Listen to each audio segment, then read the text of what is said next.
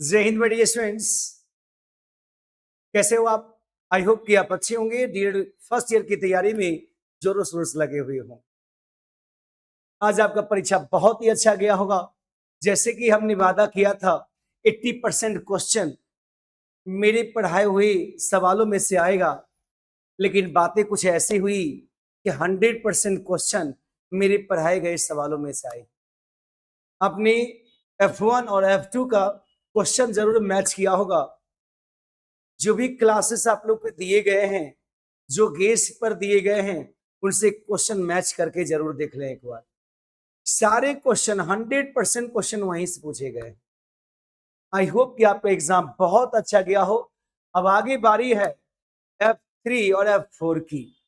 तो आज की इस वीडियो में आप F3 के तमाम टॉप मोस्ट 25 क्वेश्चन करने वाले हैं। जी हाँ, ये 25 क्वेश्चन वही 25 क्वेश्चन है जहां से 80% तो बोलते हैं, 100% क्वेश्चन आ जाता है।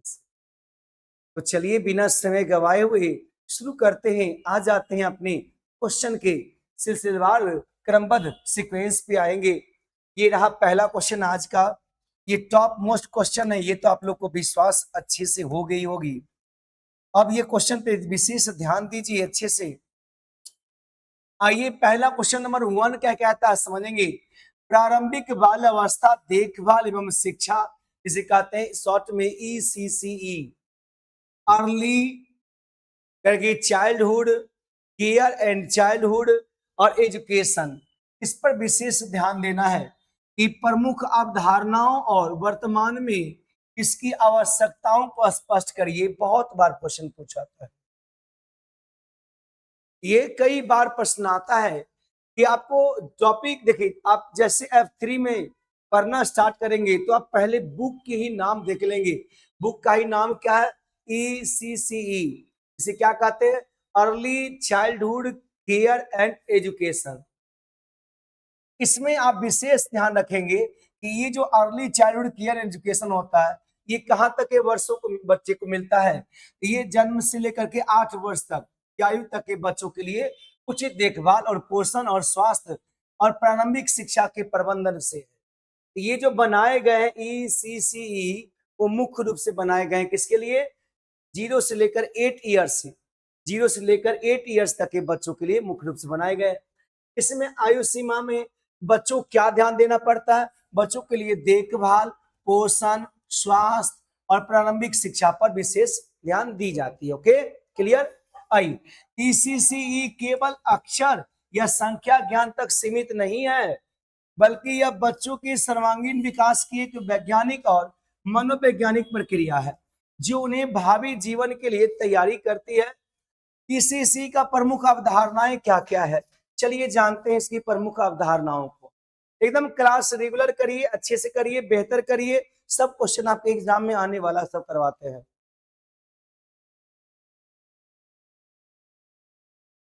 अभी आप F1 का देखे होंगे, F2 देखे होंगे। सारा क्वेश्चन जो है हम लोग के पढ़ाए गए सवालों से पूछा गया है।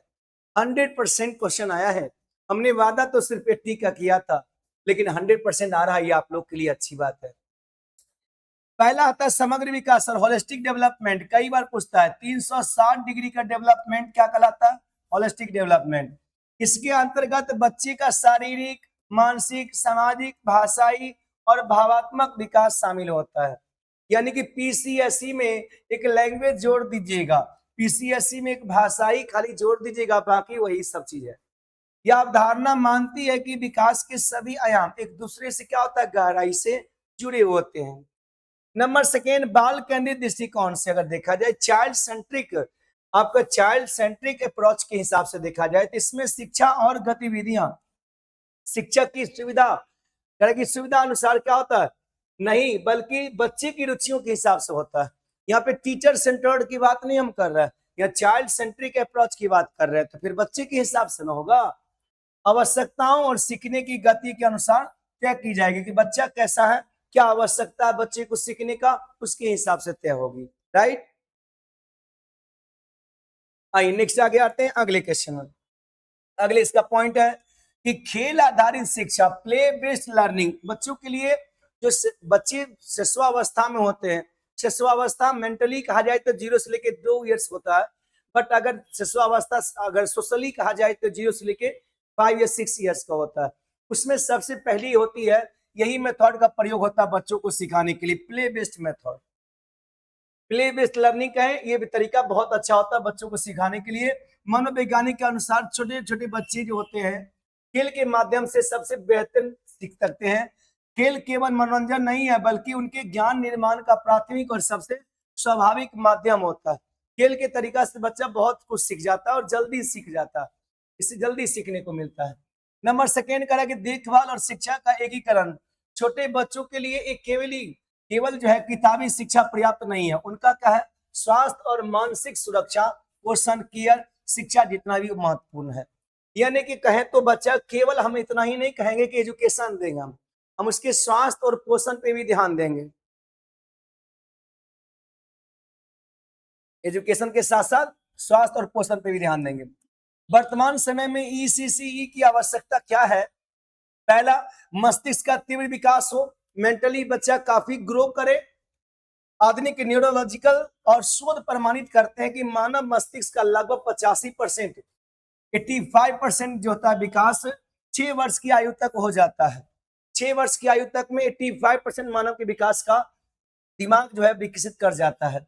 इस महत्वपूर्ण चरण में उचित मानसिक उद्दीपन, ये जो स्टिमुलेशन अत्यंत आवश्यक होता है बच्चों के लिए।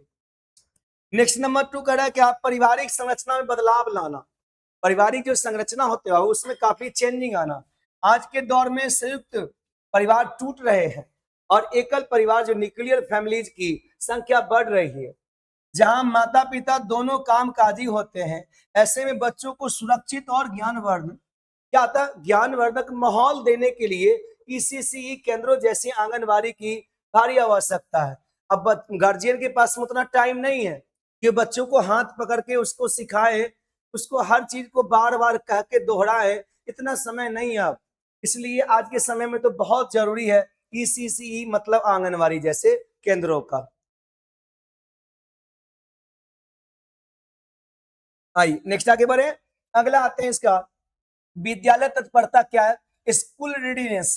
जो बच्चे ईसीसीई कार्यक्रम से गुजरते हैं वे प्राथमिक विद्यालय के औपचारिक माहौल में आसानी से ढल जाते हैं। इससे शिक्षा बीच में छोड़ने, ड्रॉप करने की दर में भारी कमी हो जाता है। इससे क्या होता है कि अगर जैसे कि प्राथमिक ईसीसी कार्यक्रम के से गुजरते हैं मतलब उस उम्र में बच्चा है अगर 0 से 8 ईयर्स में, तो प्राथमिक विद्यालय के औपचारिक माहौल में आसानी से ढल जाता है। धीरे धीरे अगर मान लीजिए बच्चा पहले से आपका आंगनबाड़ी में पढ़ा हुआ है, अब जाएगा प्राथमिक में तो जल्दी ढल लेगा।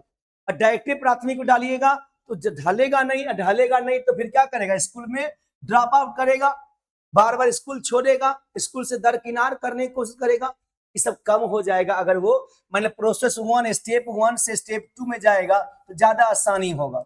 स्टेप 1 से स्टेप 2 में जाएगा तो ज्यादा आसानी होगा। डायरेक्टली इसमें से उसमें चल जाएगा तो बहुत दिक्कत हो जाएगा बच्चों को।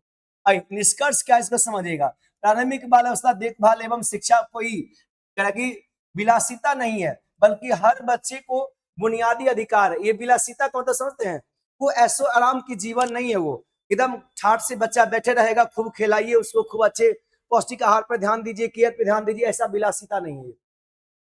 ये क्या बुनियादी अधिकार है।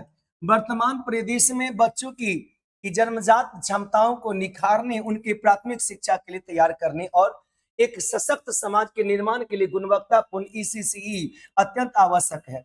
यह मानव पूंजी में किया गया सबसे बेहतरीन निवेश होता है। क्या अभी आप समय दो, अभी आपको निवेश करो, कल उसका फल मिलेगा।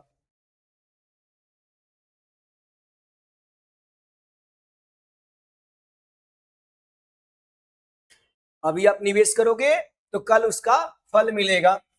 आइए क्वेश्चन नंबर 2 पे आते हैं बाबू। क्वेश्चन नंबर 2 क्या कह रहा, ईसीसी पाठ्यचर्या के सामान्य एवं विशिष्ट लघु तथा दीर्घकालिक उद्देश्यों का वर्णन करिए।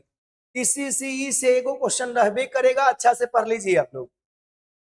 प्रारंभिक बाल अवस्था देखभाल एवं शिक्षा, early childhood and care and education की पाठ्यचर्या को इस प्रकार डिजाइन किया जाता है, इस तरह से डिजाइन किया गया है, इसका आंगनबाड़ी में बच्चे जो रहेंगे उसके सिलेबस को, कि वह बच्चे की आयु, उसका एज कितना है, विकासात्मक आवश्यकता क्या, उसका नीड है डेवलपमेंट करने का, कि अनुकूल हो। इसके उद्देश्यों के मुख्य रूप से दो भागों में, सामान्य एक लघुकालिक और दूसरा होता है विशिष्ट दीर्घकालिक उद्देश्यों में बांटा जा सकता है, जो बच्चे के वर्तमान और भविष्य दोनों को संवारते हैं। जो वर्तमान और भविष्य दोनों क्या करते हैं, संवारते हैं। ऐसा एक रूपरेखा तैयार करना होता है। सामान्य या लघुकालिक उद्देश्य क्या होते हैं, शॉर्ट टर्म ऑब्जेक्टिव्स। देखिए, लघुकालिक उद्देश्य उन तत्कालिक लक्ष्यों से संबंधित है जिन्हें बच्चे के ईसीसीई केंद्र यानी कि प्री स्कूल आंगनबाड़ी में रहने के दौरान क्या होता है, प्राप्त किया जाना। ये जब बच्चा आंगनबाड़ी में हो या प्री स्कूल में हो, तो उस समय उसके दरमियान उसको जो उद्देश्य है आपका तत्कालिक उद्देश्य, उससे क्या क्या चीज को मिलता है। पहला, उसको क्या मिलता है, स्वास्थ्य और स्वच्छता की आदत मिलता है उसको, कि भाई तुम स्वस्थ रहो और स्वच्छ कैसे रहोगे इसकी हैबिट को लगाओ। बच्चे में दैनिक स्वच्छता जैसे हाथ धोना, शौचालय का सही उपयोग, सही पोषण और सुरक्षित रहने की बुनियादी आदतें, ये सब रहता विकसित होता है, राइट। दूसरा, विद्यालय तत्परता सेल्फ रेडीनेस, बच्चों को प्राथमिक विद्यालय के औपचारिक शिक्षा के लिए तैयार करना, उन्हें कक्षा में बैठाना, निर्देशों का पालन करना, किताबों के साथ सहज होना सिखाना। इस सब मतलब समझिए बेसिक नीड जो है ना बच्चा का, छोटका बच्चा है तो बेसिक नीड सब है, उसको पूरा करने के लिए क्या करना है, उसको सब कुछ से धीरे धीरे वाकिफ करना है। बेसिक चीज सब, कैसे बैठेगा, कैसे किताबें पढ़ेगा, कैसे लिखना शुरू करेगा, ये सब चीज। अगला क्या है, बुनियादी कौशल का विकास करना। बुनियादी कौशल कैसे विकास हो बच्चों का, तो सूक्ष्म और स्थूल गति कौशल, फाइन और ग्रॉस मोटर, इसको ध्यान दीजिए कि बच्चा ग्रॉस मोटर तो पहले से डेवलप रहता है थोड़ा मोड़ा, और फिर क्या करना, फाइन मोटर अच्छा करना है, राइट ना। तो इसका का विकास करना, जैसे पेंसिल पकड़ना, दौड़ना, कूदना, संतुलन बनाना, मतलब फाइन मोटर ज्यादा और ग्रॉस मोटर कम, क्योंकि ग्रॉस मोटर तो फैमिली से पहले सीख के आया ही है, फाइन मोटर अभी आपसे सीखेगा और बेहतर करेगा वो अपने जीवन में, राइट। नेक्स्ट आगे, सामाजिकता का आरंभिक विकास, बच्चों को अपनी उम्र के अन्य बच्चों के साथ घुलना मिलना, खिलौने साझा करना, समूह में कार्य करना, ये सब चीज उसको अच्छा से आ जाता है समझ में। अगला मई, विशिष्ट या दीर्घकालिक उद्देश्य, ऐसा लॉन्ग टर्म ऑब्जेक्टिव्स हो जाएगा उसको, यानी कि विशिष्ट और दीर्घकालिक उद्देश्य समझते हैं, ऐसा टारगेट लेना जो लॉन्ग टर्म टारगेट हो। वो ऐसा उम्मीद नहीं, ऐसा कोई लक्ष्य नहीं जो अभी शुरू किए कुछ देर में खत्म, ऐसा नहीं टारगेट लेना, राइट ना। तो दीर्घकालिक उद्देश्य बच्चे के जीवन भर काम आने वाले गुणों और उसकी एक जिम्मेदार नागरिक बनने की नींव रखने से संबंधित होती है, राइट। पहला, सर्वांगीण विकास सुनिश्चित करना, बच्चों में सर्वांगीण विकास हो, एक तरफा विकास नहीं, सब तरह से विकास हो। बच्चे का शारीरिक, संज्ञानात्मक, मानसिक, सामाजिक, संवेगात्मक और भाषाई विकास इस तरह करना कि जीवन की चुनौतियों का सामना कर सके। वो जीवन में जो भी चुनौतियां आती है, संकट आते हैं, बाधाएं आती हैं, उसको सहजता से क्या करें, उसका निवारण कर पाए। सीखने के प्रति सकारात्मक दृष्टिकोण होना चाहिए। सीखना एक बोझ नहीं बल्कि आनंद है। यह भावना विकसित करना ताकि बच्चा भविष्य में एक आजीवन शिक्षार्थी बन सके, केवल आपके स्कूल तक ही नहीं, वो स्कूल के बाद भी एक विद्यार्थी बन करके जीवन जी सके, ऐसा भावनात्मक चीज उसको सिखाना है कि वो सीखने के प्रति सकारात्मक दृष्टिकोण रखे, कि सीखना एक बोझ नहीं है बल्कि क्या है, सीखना उस बच्चों के लिए आनंद के रूप में है, आनंददायक चीज के रूप में। सृजनात्मकता और आलोचनात्मकता सोच कैसा होता है, बच्चों में रचनात्मकता, क्रिएटिविटी, जिज्ञासा, अपनी बात को तर्कपूर्ण ढंग से व्यक्त करने की क्षमता का विकास करना हो। जैसे बात करें हम नैतिक और सांस्कृतिक मूल्यों का बीजारोपण, नैतिक और सांस्कृतिक मूल्यों का बीजारोपण मतलब बच्चों में ऐसी नैतिकता सिखाइए, मोरलिटी, ऐसे उसको कल्चर दीजिए, इसका वो शुरुआत करे अच्छा से, बेस अच्छा हो, बॉटम अच्छा हो, राइट। बच्चों में सहानुभूति, सहयोग, सत्यनिष्ठा और अपनी संस्कृति के प्रति सम्मान का भावना विकसित हो, कि उसको लगे कि हाँ उसका प्रेम संस्कृति, जाति, धर्म, मजहब, नैतिकता, ये सब के प्रति उसका धीरे धीरे विकास हो रहा है और बेस मोटम अच्छा कर, राइट। आइए निष्कर्ष पे बात करें। निष्कर्ष यहाँ क्या है कि ईसीसी पाठ्यचर्या के करके लघुकालिक उद्देश्य, लघुकालिक दीर्घकालिक समझते हैं। लघु मतलब टेम्पोररी, दीर्घ मतलब एकदम परमानेंटली। उद्देश्य जहां बच्चे को स्कूल और तत्कालिक वातावरण के लिए तैयार करते हैं, वही इससे दीर्घकालिक उद्देश्य एक संतुलित, रचनात्मक, जिम्मेदार इंसान करने का कार्य करते हैं।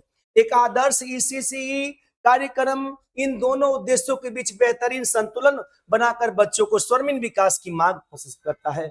यानी कहें तो बच्चा जो स्टार्टिंग लेवल का होता है तो उसे क्या करता है, एक लघुकालिक उद्देश्य, यानी कि ईसीसी पाठ्यचर्या का मुख्य उद्देश्य क्या होता है सर, इसका कुछ न कुछ तो टारगेट होता होगा। हाँ, लघुकालिक उद्देश्य जहां बच्चे स्कूल और तत्कालिक वातावरण, वो जो माहौल है स्कूल का, वो जो माहौल है वातावरण का, ये तत्कालिक सीखेगा स्टार्टिंग पीरियड में बच्चा अभी, ठीक है, करते वही इसके दीर्घकालिक उद्देश्य एक संतुलित, रचनात्मक, जिम्मेदार इंसान करने का कार्य करते हैं। और वही लघु जो यहाँ पे लघुकालिक उद्देश्य है, ये जब अच्छा हो जाएगा तब ना दीर्घकालिक वाला आएगा। टेम्पोररी आप अच्छे सीखोगे पहला बेस लेवल का, अगर आपका बॉटम बेस अच्छा रहेगा तब ना ऊपर में अच्छा फ्लोर ऊपर बनेगा। तो वही चीज है कि आपका बेस अच्छा होगा लघुकालिक, फिर उस पर आगे जाएगा, क्या जाएगा, दीर्घकालिक आ जाएगा। और वो उद्देश्य एक संतुलित, रचनात्मक, जिम्मेदार इंसान करने का कार्य करता है। एक आदर्श एसएससी कार्यक्रम दोनों उद्देश्यों के बीच बेहतरीन संतुलन बनाकर रखता है कि भाई बेसिक हम यहाँ से क्लियर कर देंगे, फिर आगे चल के बच्चा 1 में जाएगा, फिर आगे चल के बच्चा 2 में जाएगा, कि इसका अटैचमेंट इसके साथ, इसका अटैचमेंट इसके साथ। भैया अटैचमेंट करके तुम बहुत आगे चल जाओगे, लेकिन शुरू कहां से किया था तुम, 0 से ना। यही होता है लघुकालिक, ये क्या हुआ, दीर्घकालिक। समझ आ गया सभी को, चलिए क्लियर। अगले हमारे क्वेश्चन नंबर 3 क्या कह रहा है, प्रारंभिक वर्षों के दौरान गुणवत्तापूर्ण ईसीसी, मैंने स्टार्टिंग के ईयर में गुणवत्तापूर्ण ईसीसी बच्चों की भावी विकास और जीवन को किस प्रकार प्रभावित करती है, इसको लेके चर्चा करना है। किस प्रकार प्रभावित करेगी, तो बच्चे के जीवन की शुरुआती 8 वर्ष 0 से लेके 8 ईयर्स उसके विकास की सबसे संवेदनशील और महत्वपूर्ण अवधि होता है। भाई बेसिक है और सबसे संवेदनशील वाला अवधि होता है, क्रिएटिव टाइप का होता है, बच्चा बहुत कुछ कर सकता है, नाजुक टाइप की स्थिति है। इस दौरान मिलने वाली गुणवत्तापूर्ण प्रारंभिक बाल्यावस्था, देखभाल एवं शिक्षा बच्चे के पूरे भावी जीवन, अगला सारा जीवन का बेस बन जाएगा उसका। उसके व्यक्तित्व, उसकी उपलब्धि की दिशा तय करती है। इस प्रकार अल्पकालिक मतलब कहाँ हमको क्या करना है जीवन में, वो मोड़ यहीं से मुड़ेगा। अल्पकालिक ना होकर के क्या होता है, जीवन पर्यंत हो जाता है। वो तत्कालिक हम ही नहीं कहेंगे कि वो जो जीवन में आपने रास्ता चुना, क्या बनना है मुझे, क्या करना है मुझे, उसका नींव आप यहीं रखेंगे। वो लघुकालिक नहीं होगा, अल्पकालिक नहीं होगा, वो तो जीवन पर्यंत हो जाएगा। मतलब जो चीज टारगेट ले लिया कि हमको जीवन में ये बनना है, तो जीवन पर्यंत हो गया। वही चीज यहाँ पे कहा जा रहा है। आई भावी विकास और जीवन पर ईसीसी के प्रभाव कैसा पड़ता है, संज्ञानात्मक और करेगी बौद्धिक विकास, कॉग्निटिव डेवलपमेंट। गुणवत्तापूर्ण ईसीसी बच्चों की ही तर्क क्षमता, समस्या समाधान कौशल और स्मरण शक्ति को मजबूत बना करती है।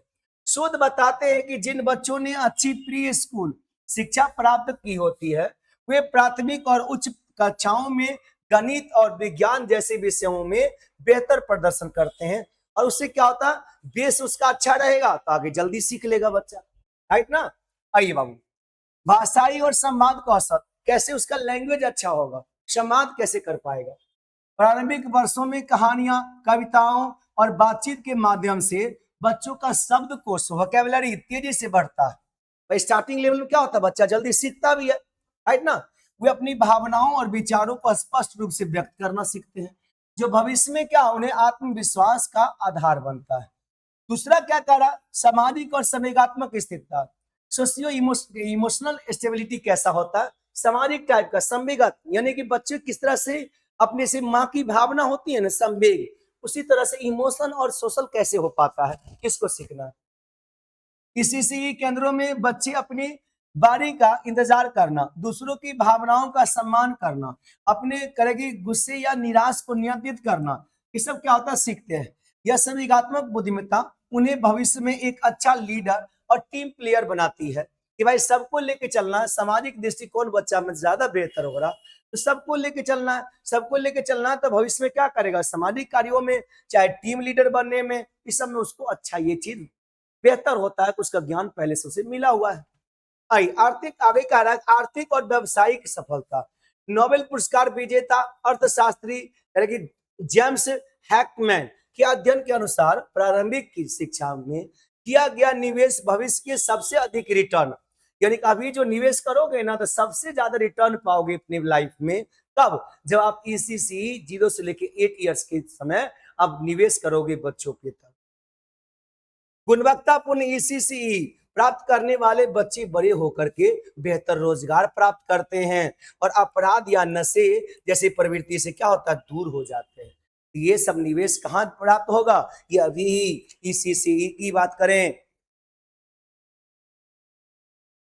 चलिए आगे बढ़ेंगे, अगले क्वेश्चन में आएंगे। क्वेश्चन नंबर नेक्स्ट से पहले इसका एक पॉइंट बना लेते हैं और निष्कर्ष लिख लेते हैं, तब आएंगे नेक्स्ट क्वेश्चन पे। यानी कि स्वास्थ्य और पोषण के प्रति जागरूकता आना चाहिए। तो स्वास्थ्य और पोषण के प्रति जागरूकता कैसा होगा, प्रारंभिक वर्षों में सीखी गई यानी कि स्वच्छता और खान पान की अच्छी आदतें, कि भैया बच्चे को स्वच्छ रहना सिखाइए, डिसिप्लिन दिखाइए, अनुशासन बताइए उसको। अच्छी आदतें बच्चों को आजीवन क्या आता है, स्वस्थ रखने में मदद करता है।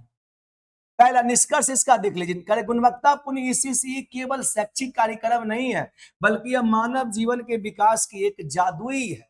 क्या है? एक जादुई चाबी है जो खुलता है जीवन यहीं से। यह बच्चों के मस्तिष्क की तारों, ये मस्तिष्क क्या है, तारे हैं, पाथवे हैं, ये न्यूरल पाथवे है, तो इस प्रकार जोड़ती है, इस तरह का एक दूसरे से कनेक्ट करती है कि वे भविष्य की हर अकादमिक और जीवन की चुनौतियों का सामना सकारात्मक और रचनात्मक के साथ करने में सक्षम हो जाता है, कि हर काम को वो बेहतर तरीका से कर सकता है जीवन में। आइए क्वेश्चन नंबर 4 पे आते हैं बाबू।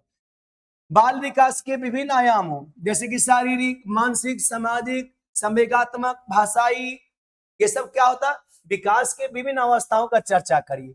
ये सब तो आपको F2 में भी सिखाए हैं कि जो इंसान में जो विकास होता है उस विकास के किस तरह के आयाम होते हैं, चाहे वो शारीरिक हो, पीसीएससी के बारे में आपको याद होगा, फिजिकल है, कॉग्निटिव है, सोशल है, इमोशन है, लैंग्वेज है, इस सबको आप अच्छे तरीका से लिख पाएंगे, हमको पूरा विश्वास है।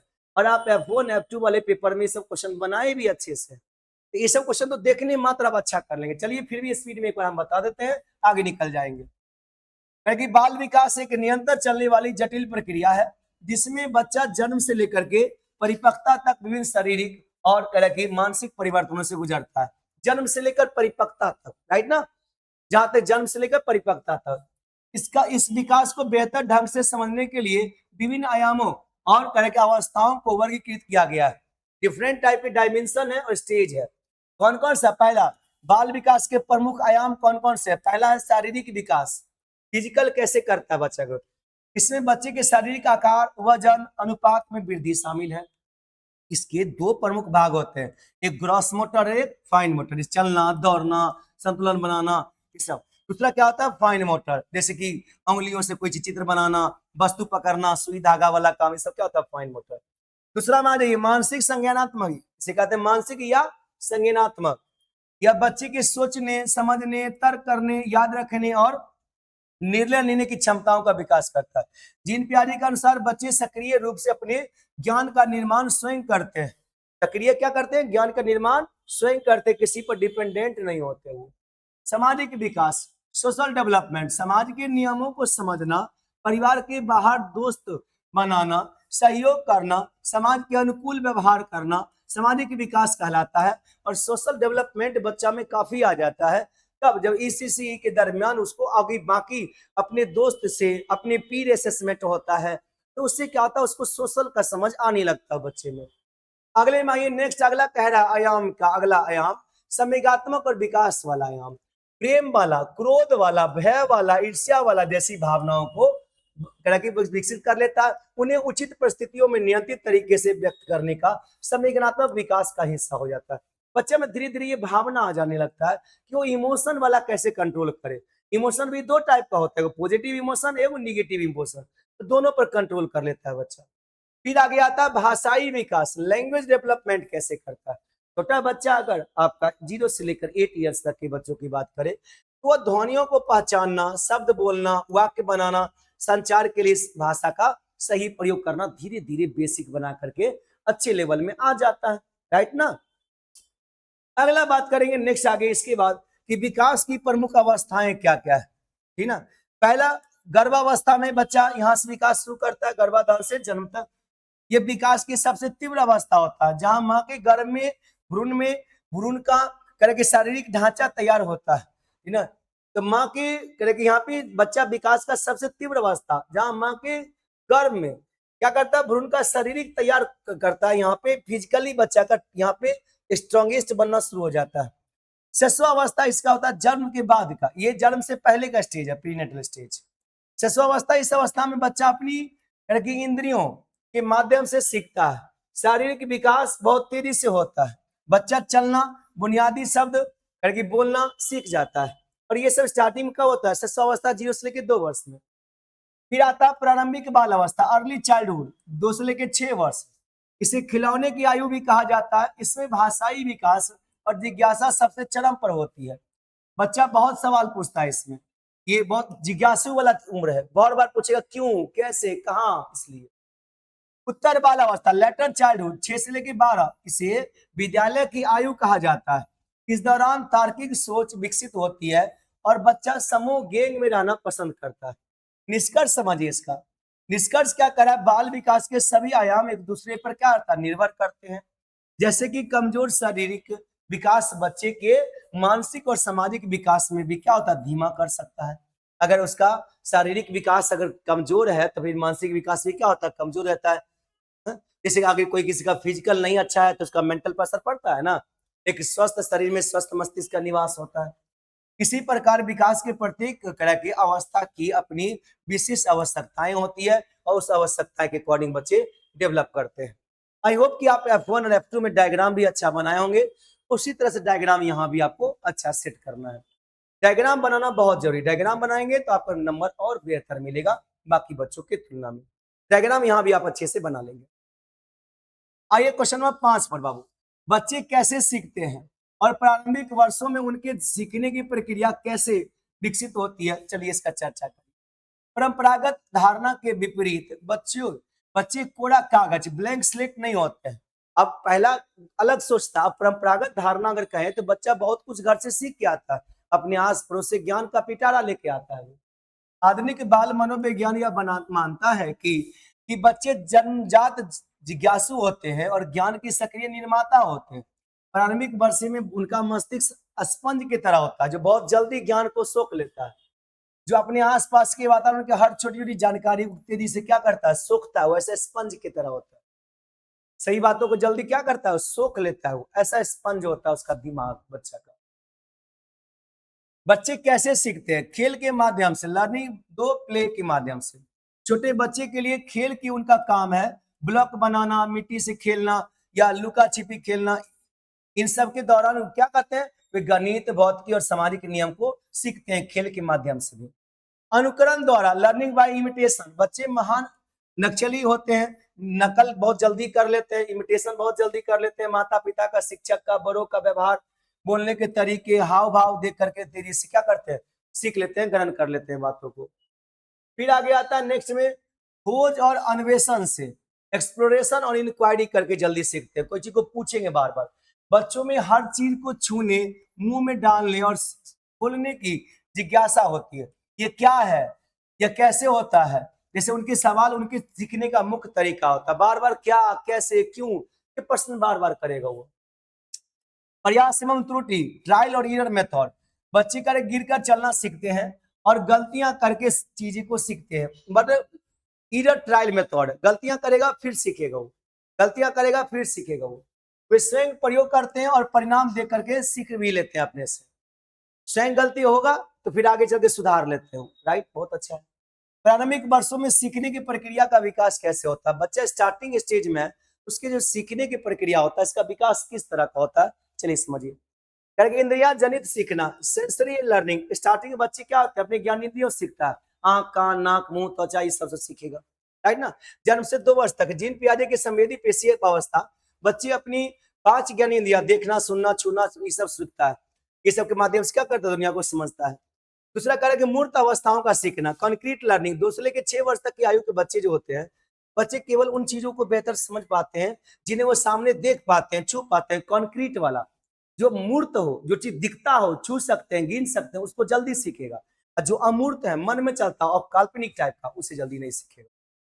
प्रतीकात्मक सीखना, सिंबॉलिक लर्निंग टाइप का, जैसे जैसे बच्चे बड़े होते हैं, प्री स्कूल के अंत तक में वे अक्षरों, संख्याओं, चित्रों को असली की वस्तुओं के प्रतीक के रूप में समझना शुरू कर देते हैं, जो भविष्य में पढ़ने लिखने का क्या होता है, आधार बनता है। धीरे धीरे जब बच्चा बड़ा होगा तो रियल अनरियल दोनों बातें समझने लगता है वो। आइए निष्कर्ष पे आते हैं बाबू। नेक्स्ट, बच्चों के सीखने की प्रक्रिया निष्क्रिय नहीं बल्कि अत्यधिक सक्रिय होता है, गतिशील होती है। प्रारंभिक वर्षों में सीखना किसी बंद कमरे में रटवाने से नहीं, कि आपको स्टार्टिंग में खूब रटवाते हैं बच्चा, कहती गलत बात है, ऐसा नहीं होना चाहिए, बल्कि एक खुले, भय मुक्त, समृद्ध वातावरण में होता है। शिक्षकों और अभिभावकों की भूमिका उन्हें ज्ञान देने की नहीं, बल्कि उन्हें सीखने के लिए उपयुक्त अवसर और संसाधन, फैसिलिटेटर होते हैं टीचर, उपलब्ध कराने वाली होनी चाहिए, ताकि टीचर फैसिलिटी देता हो, है ना। डायग्राम सेट कर लीजिएगा, अगले क्वेश्चन में आते हैं। नेक्स्ट नंबर 6, प्रारंभिक वर्षों में भाषा विकास की प्रक्रिया क्या है। स्टार्टिंग स्टेज में जो लैंग्वेज का विकास होता है, डेवलपमेंट होता है, ये प्रक्रिया कैसा होता है, कैसे होता है, क्या है ये। विद्यालय आने से पूर्व बच्चों का कौन सा भाषाई ज्ञान होता है। पहले बच्चा क्या करता है, अपनी मातृभाषा, घरेलू भाषा, नेटिव लैंग्वेज बोलता है। फिर धीरे धीरे जब वो विद्यालय आता है तो फिर सीखता है सेकेंड लैंग्वेज। भाषा विकास एक अत्यंत महत्वपूर्ण प्रक्रिया है, जो बच्चे के जन्म के साथ ही शुरू हो जाती है। यह केवल बोलना नहीं, बल्कि दूसरे की बातों को समझना और अपने विचारों को अर्थपूर्ण ढंग से अभिव्यक्त करना भी है। प्रारंभिक वर्षों में भाषा विकास की प्रक्रिया कैसा होता है। पहला, क्राइंग करता है बच्चा। पहला स्टेज क्राइंग होता है, बच्चा छोटा होता है तो कुइंग करेगा, वो कुइंग करना को क्राइंग कहते हैं। इसे क्रंदन कहिए या इसको कुइंग करना कहिए, कुइंग करना, कुइंग करते हो। जन्म के समय बच्चे क्या होता है, पहली भाषा उनको रोना होता है, इसी तरह से माध्यम से क्या करता है, अपनी भूख, दर्द और असहजता दुनिया को सामने रखता है। दूसरा क्या होता है, बर बनाना।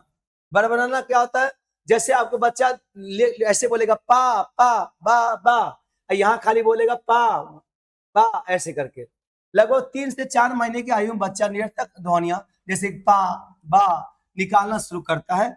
उसके स्वयं यंत्रों का अभ्यास ही शुरुआती होता है स्टेज में। ये फिर पहला शब्द बोलेगा, 1 वर्ड बोलेगा। 10 से 12 महीने की आयु तक बच्चा अपना पहला सार्थक शब्द जैसे कि माँ, पापा, पानी बोलता है, और उसे विशिष्ट वस्तुओं से जोड़ना भी सीखता है। बोलेगा और फिर पानी से वास्ता जोड़ेगा। इसीलिए आज आपको कहेंगे पानी, तो आपको पानी का एक समझ आ जाता है, वास्ता आ जाता है दिमाग में।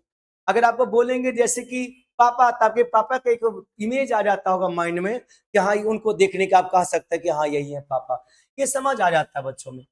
द्विशब्द अवस्था, 2 वर्ड्स स्टेज क्या होता है, 18 से 24 महीने में बच्चा 2 शब्दों को जोड़ करके अपनी बात को कहने लगता है, जैसे मम्मा दूध, पापा जाओ, इस टाइप का बोलेगा। टेलीग्राफिक स्पीच भी कहते हैं इसको, टाइप का 2 वर्ड को जोड़ने लगता है वो। फिर वाक्य निर्माण कब करता है, 3 वर्ष के बाद बच्चा व्याकरण के जटिल नियमों को बिना किसी औपचारिक प्रशिक्षण को समझने लगता है। कोई प्रशिक्षण की जरूरत नहीं है, वो फिर भी अच्छा बोल लेता है। 3 साल का बच्चा पूरे वाक्य को बोलने लगता है वो। विद्यालय आने से पूर्व बच्चों में क्या होता है, भाषाई ज्ञान होता है। जब बच्चा पहली बार विद्यालय लगभग 4 से 5 वर्ष की आयु में आता है, कदम रखता है, तो वह पूरी स्लेट नहीं होता है। बच्चे उसके पास में अपनी मातृभाषा के समृद्ध भाषाई ज्ञान होता है, पहले से घर से लेके आता है वो ज्ञान का पिटारा। विशाल शब्दकोश लेके आता है और सैकड़ों शब्दों के अर्थ समझता है, उनका सही संदर्भ में प्रयोग कर सकता है। निर्देशों को समझना होता है, वो एक साथ 2 या 3 निर्देशों को सरलता से पालन कर सकता है, जैसे कि जाओ, लाल वाली किताबें लेकर आओ, ये सब क्या होता है, बच्चा का निर्देश का पालन कर सकता है। कहिएगा तो ले आएगा लाल वाली किताबें। कहानी सुनना, कल्पना करना, ये सब गुण आ जाता है बच्चों में। वह सरल कहानियों को ध्यान से सुन सकता है, घटनाओं का अनुमान लगा सकता है और अपने शब्दों को, घटनाओं का वर्णन कर सकता है। इजी वे में क्या करता है, अपने शब्दों में डिस्कस कर देगा वो। ध्वनियों की पहचान, वह परिस्थिति की आवाजों और बुनियादी ध्वनियों में क्या होता है, अंतर कर सकता है। वो पकड़ लेता है कि परिचित आवाज कौन है, किस तरह का है, परिस्थिति किस तरह का होता है, वो भी भांप लेता है वो, ठीक है। अगर कोई उसके अपने आदमी है बोल रहे हैं तो जल्दी पकड़ लेगा वो, और किसी दूसरा का आवाज है जल्दी पकड़ लेगा वो चीज से। आइए अगला इसका निष्कर्ष क्या कहते हैं समझिएगा कि प्रारंभिक वर्षों में भाषा विकास का एक स्वाभाविक प्रक्रिया होता है जो सामाजिक अंतःक्रिया और करेगी घर के वातावरण पर आधारित होती है। विद्यालय आने से पूर्व ही बच्चा अपनी मातृभाषा का एक कुशल और सक्रिय प्रयोगकर्ता बन चुका होता है। शिक्षकों को बच्चों के इस पूर्व भाषाई ज्ञान का सम्मान करते हुए औपचारिक शिक्षा को इसी नींव पर आने और बढ़ना चाहिए, इसी नींव पर चलना चाहिए ताकि आपको आने वाला कल बच्चा का बेहतर हो। अगले में आइए नेक्स्ट पॉइंट क्या कहता है। अगला क्वेश्चन नंबर 7 पे आते हैं। 7 नंबर क्वेश्चन, 7 नंबर क्वेश्चन कहता है, यहां से समझिएगा अच्छे से कि सूक्ष्म एवं स्थूल गति कौशल, तो हर एक बच्चा बना लेगा ये question. Gross motor, fine motor तो कितना बार सिखाएं आप लोग को बताइए। ये क्वेश्चन तो वैसे ही हवा उड़ जाएगा, इतना रसगुल्ला है लॉलीपॉप, तो देखने मात्रा बना लीजिएगा। चलिए तो इसको एक बार हम शॉर्ट में करते हुए आगे निकल जाऊं। बाल विकास के अंतर्गत शारीरिक विकास का अत्यंत महत्वपूर्ण आयाम है।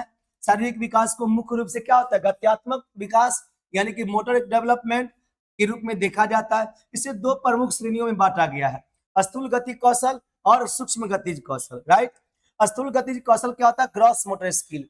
स्थूल गतिज कौशल के तात्पर्य शरीर की बड़ी मांसपेशियां जैसे हाथ, पैर, पीठ, धड़, इन बड़ी बड़ी ज्ञानेंद्रियों का प्रयोग करते हैं, उसे क्या कहते हैं, स्थूल गतिज कौशल। राइट, और उदाहरण के लिए कहेंगे घुटनों के बल चलना, बिना सहारे खड़े होना, चलना, दौड़ना, कूदना, सीढ़ियां चढ़ना, गेंद फेंकना, पकड़ना, ये सब क्या होता है, उदाहरण है किसका, स्थूल गतिज कौशल का। विकास समय का क्या होता है, ये कौशल बच्चों में प्रारंभिक आयु में ही तेजी से विकसित होने लगता है। सबसे स्टार्टिंग बच्चा का यही होता है, ग्रॉस मोटर। पहले बच्चा घसकना, बैठता है, बैठना, चलना, ये सब यही सीखता है। आगे चल क्या होता है, वो फाइन मोटर सीखता है नंबर सेकेंड पर आकर के। सूक्ष्म गतिज कौशल के तात्पर्य है शरीर के छोटी मांसपेशियां, विशेष करके हाथों, उंगलियों, अंगूठों और कलाइयों की मांसपेशियों का क्या करता है कि विकास और हाथ का समन्वय कर पाता है। आई और हैंड का कोऑर्डिनेशन करेगा, जैसे सुई धागा पैसाना, बटन लगाना, पेंटिंग करना, कलम पकड़ना, ये सब वही काम होता है। ये कौशल छोटे, जटिल और सटीक कार्यों को करने के लिए आवश्यक होते हैं। पेंसिल और करेगी क्रेयॉन पकड़ना, शर्ट के बटन लगाना, कैंची से कागज काटना, जूते के फीते बांधना, ब्लॉक से घर बनाना, ये सब काम, पजल वाला काम, लड़की लोग जैसे आंखों में काजल लगाएगी, ये सब काम यही का होता है, यानी कि फाइन मोटर स्किल का। दोनों के मध्य प्रमुख अंतर क्या है सर, मांसपेशियों का उपयोग। स्थूल कौशल में बड़ी मांसपेशियों का प्रयोग होता है, जबकि सूक्ष्म गति में क्या होता है, छोटी मांसपेशियों का प्रयोग होता है। दोनों में समझ में आ गया, स्थूल में बड़ी, सूक्ष्म में छोटी। सटीकता और एकाग्रता क्या होता है, स्थूल में क्या होता है, अधिक सटीकता होता है, लेकिन जबकि सूक्ष्म में क्या होता है सर, एकाग्रता बहुत होता है। एकाग्रता होता है, सटीकता, नियंत्रण, मानसिक एकाग्रता होता है। कॉन्सेंट्रेशन किसमें होता है, पढ़ाई करना क्या है, फाइन मोटर स्किल, इसमें क्या होता है, कॉन्सेंट्रेशन होता है, एकाग्रता होता है। विकास का क्रम कैसा होता है, विकास हमेशा केंद्र से बाहर की ओर आता है, इसलिए बच्चा पहले क्या भुजाओं पर यानी कि स्थूल सीखता है, बाद में क्या सीखता है, वो उंगलियों यानी कि सूक्ष्म सीखता है। बच्चों में पहले क्या डेवलपमेंट होता है, स्थूल, बाद में क्या होता है, सूक्ष्म। Okay, do you understand. चलिए बाबू, आइए इसके निष्कर्ष पे आ जाते हैं बाबू। स्थूल और सूक्ष्म गति कौशल दोनों ही बच्चे के सर्वांगीण विकास और एक स्वतंत्र जीवन जीने के लिए क्या है, अपरिहार्य है। प्रारंभिक बाल अवस्था देखभाल एवं शिक्षा के अंतर्गत शिक्षकों को ऐसी खेल विधियां डिजाइन करनी चाहिए जो इन दोनों कौशलों का संतुलित और व्यवहारिक विकास सुनिश्चित कर सकता हो। अगले में आइए नेक्स्ट, अगला क्वेश्चन नंबर 8 क्या कह रहा है, 8वां नंबर, विद्यालय आने से पूर्व बच्चे में क्या क्या गणितीय कौशल पाए जाते हैं। विद्यालय आने से पूर्व बच्चा क्या क्या गणितीय कौशल पहले पा लेता है। यह एक आम करेगी भ्रांति कि गणित की शुरुआत करेगी विद्यालय की संख्याओं की रटने और बोर्ड पर हिसाब करने के साथ होती है। शुरुआती यही से होता है बच्चों का स्टेज। राइट, वास्तविकता यह है कि विद्यालय आने से पूर्व प्री स्कूल में ये क्या करते हैं, बच्चे अपने दैनिक जीवन के अनुभवों और खेलकूद के दौरान बुनियादी गणित, जोड़ना, घटाना, गुना करना, भाग करना, ये सब क्या होता है, बच्चा पहले सीख जाता है। प्री नंबर और मैथमेटिकल स्किल विकसित कर लेते हैं। इन कौशलों का औपचारिक गणितीय नींव माना जाता है। ये क्या है, औपचारिक गणितीय नींव है, जो बेसिक गणित कहिए इसको। विद्यालय पूर्व बच्चों के पाए जाने वाले प्रमुख गणितीय कौशल क्या होता है, पहला वर्गीकरण, क्लासिफिकेशन। बच्चों की बच्चे वस्तुओं और उनके रंग, आकार, उपयोग में आधार पर अलग अलग छांटना सीख जाते हैं। राइट, उदाहरण के लिए खेलते समय सभी लाल ब्लॉक एक तरफ कर लेते हैं, खिलौने वाले जानवरों और गाड़ियों को अलग अलग कर लेते हैं, ये कौशल भविष्य में क्या होता है, समूह की अवधारणा को समझने में मदद करता है। बच्चे सेट से सबसेट बना लेता है और ये हेल्प करता है, बहुत अच्छा है उसको सेपरेशन करने के लिए। मिलान करना, मैचिंग करने का गुण आ जाता है बच्चों में। बच्चे एक जैसी वस्तुओं को आपस में क्या करते हैं, मिलान सीख जाते हैं। जैसे एक कप के साथ एक प्लेट रखना, अपने दोनों जूतों को जोड़ी बनाना, एक एक करके करके पत्राचार वन वन करके क्या करेगा, करस्पॉन्डेंस का आधार बना लेता है। और इससे क्या होता है, धीरे धीरे मैचिंग करने का गुण आ जाता है बच्चों में। क्रमबद्धता सीख लेता है, सीरियसन सीख लेता है। विद्यालय आने से पहले बच्चे क्या होता है, वस्तुओं को उनके आकार, छोटे से बड़े, बड़े से छोटे, क्रमबद्धता सीख लेता है वो। अगला क्या करा, इसलिए क्या करता है, लगाना सीख लेते हैं। जैसे कि रिंग, खिलौने में सबसे बड़ी रिंग पहले, छोटी रिंग बाद, ये सब क्रमबद्धता होती है। फिर क्या कहता है, स्थानीय समझ, स्पेशल अवेयरनेस क्या होता है, बच्चे ऊपर नीचे, अंदर बाहर, आगे पीछे, दूर पास, ऐसे छोटी छोटी नॉलेज जो होता है बच्चों में पहले से आ जाती है। अवधारणाओं को अच्छी तरह समझ लेते हैं। जब बच्चा कहता है कि मेरी गेंद पलंग के नीचे है, तो वह स्थानीय गणित का ही क्या कर रहा है, प्रयोग कर रहा है। उसे स्थानीय गणित का नॉलेज आ गया है। आगे मात्रा का अनुमान करना, एस्टिमेशन ऑफ क्वांटिटी कर लेता है, बिना वास्तविक गिनती जानने वाली। मैंने वास्तविक कोई गिनती नहीं होता है उसका, लेकिन फिर भी क्या आता है, बच्चे यह बात बता सकते हैं कि किस कटोरी में अधिक तरह की ट्रॉफियां है, किसमें कम है। ज्यादा कम का ज्ञान उसमें आ जाता है। ये भी एक गणितीय का ही हिस्सा है, ज्यादा और कम का ज्ञान आना। पैटर्न पहचानना, पैटर्न रिकॉग्नाइजेशन कर लेता है। बच्चे ताली बजाने के पैटर्न का या करेगी टाइल्स के रंगों का पैटर्न को पहचानने और खेल खेल में दोहराने लगते हैं और समझ जाते हैं। जैसे ब्लॉक ही बना हुआ है, ऐसे पैटर्न बना हुआ है, समझिएगा। ये कलर से इस कलर को मैच कर लेगा, इस कलर से इस कलर मैच कर लेगा, और पैटर्न पकड़ने लगता है कि भाई एक कलर यहाँ, एक कलर यहाँ, एक कलर यहाँ, एक कलर यहाँ, एक कलर यहाँ, ऐसे करके पैटर्न पकड़ लेगा, है ना। निष्कर्ष पे बाबू, विद्यालय आने से पूर्व बच्चों के पास में गणितीय अवधारणाओं का एक मजबूत और व्यवहारिक आधार होता है, जो उनके दैनिक अनुभवों से उपजा होता है। एक कुशल ईसीसीई शिक्षक को बच्चों के इस पूर्व ज्ञान, प्रियर नॉलेज को पहचानना चाहिए। कक्षा में ऐसी गतिविधियां करानी चाहिए जो इन अनौपचारिक गणितीय कौशल को औपचारिक गणितीय कौशल की के साथ सहजता से जोड़ सके। जो बच्चा का अनौपचारिक गणितीय आया, घर से जो सीख के लाया है गणित का बातें, उसको धीरे धीरे किताबी गणितीय भाषा यानी कि औपचारिक वाला गणितीय भाषा, दोनों में समझ आना शुरू हो जाता है। बच्चे धीरे धीरे सीखना शुरू कर देते। अगले में आइए, क्वेश्चन नंबर 9 क्या कह रहा है, ईसीसी पाठ्यचर्या को लागू करने में शिक्षक की क्या भूमिका होती है। समझिए इसको। प्रारंभिक बाल अवस्था देखभाल एवं शिक्षा की पाठ्यचर्या चाहे कितनी भी उत्कृष्ट क्यों ना हो, इससे कितनी भी उसकी उत्कृष्ट क्यों ना हो, इसकी वास्तविक सफलता पूरी तरह से क्या होता है, धरातल पर लागू करने वाले शिक्षक पर निर्भर करती है। आपको सिस्टम का है कितना अच्छा हो, सिस्टम चलाने वाला अच्छा होना चाहिए, सिस्टम से नहीं होता है। सिस्टम अच्छा रख देंगे तो बच्चा अच्छा हो जाएगा ना। चलाने वाले शिक्षक केवल ज्ञान देने वाला नहीं होता, बल्कि वह एक मार्गदर्शक है, सुगम करता, फैसिलिटेटर है, और देखभाल करने वाला केयर गिवर है, बहुआयामी भूमिका निभाता है मास्टर।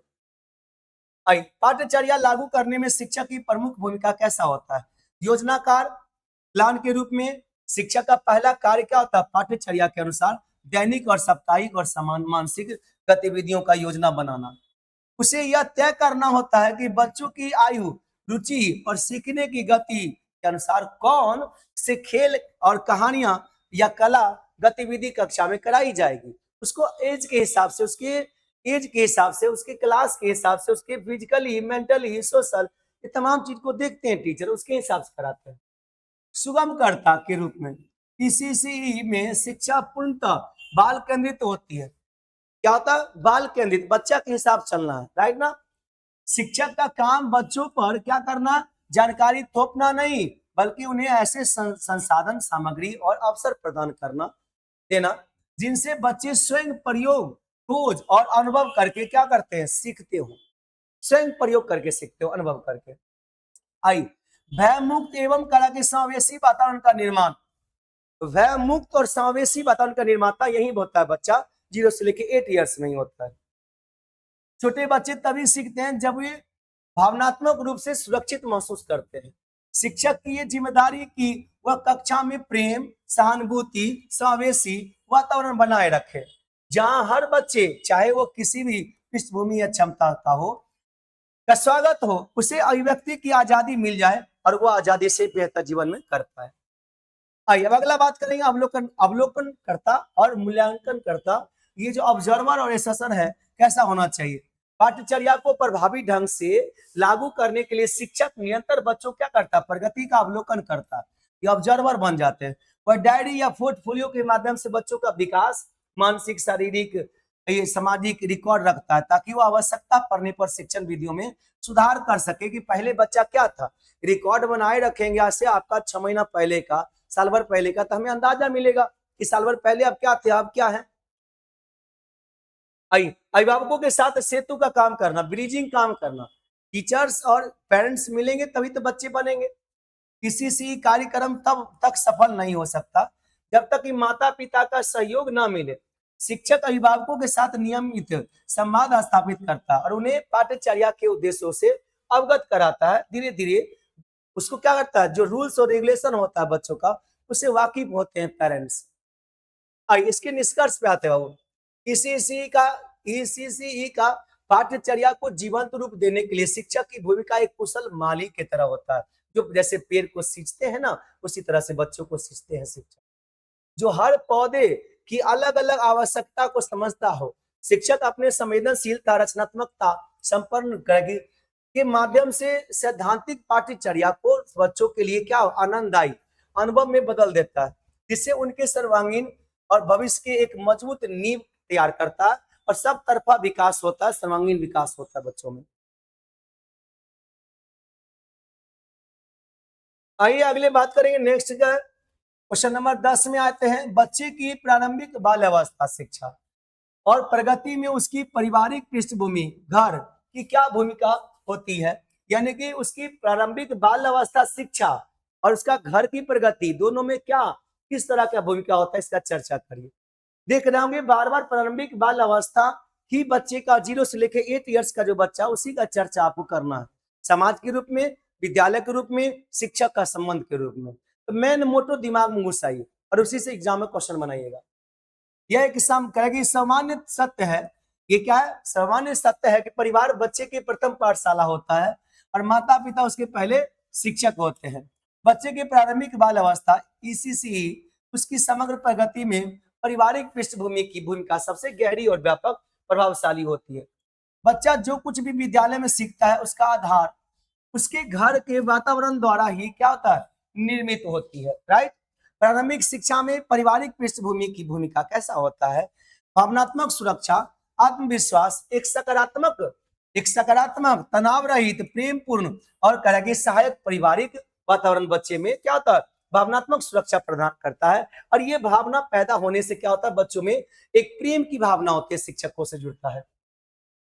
जिन बच्चों को घर में सम्मान, प्रोत्साहन मिलता है, वे विद्यालय में भी क्या होता है, अधिक आत्मविश्वास के साथ नई चीजों को सीखता है, सवाल पूछने और तरह की चुनौतियों का सामना करता है, सवाल भी पूछ सकता है, बेहतर करता है। जो घर से प्रेम मिलता है वो बाहर भी प्रेम खोजता ही है, और प्रेम रहेगा तो लगाव रहेगा उसको। अगला भाषाई और संज्ञानात्मक विकास कैसा होता है, बच्चे का पहला शब्दकोश उसके घर के ही विकसित होता है।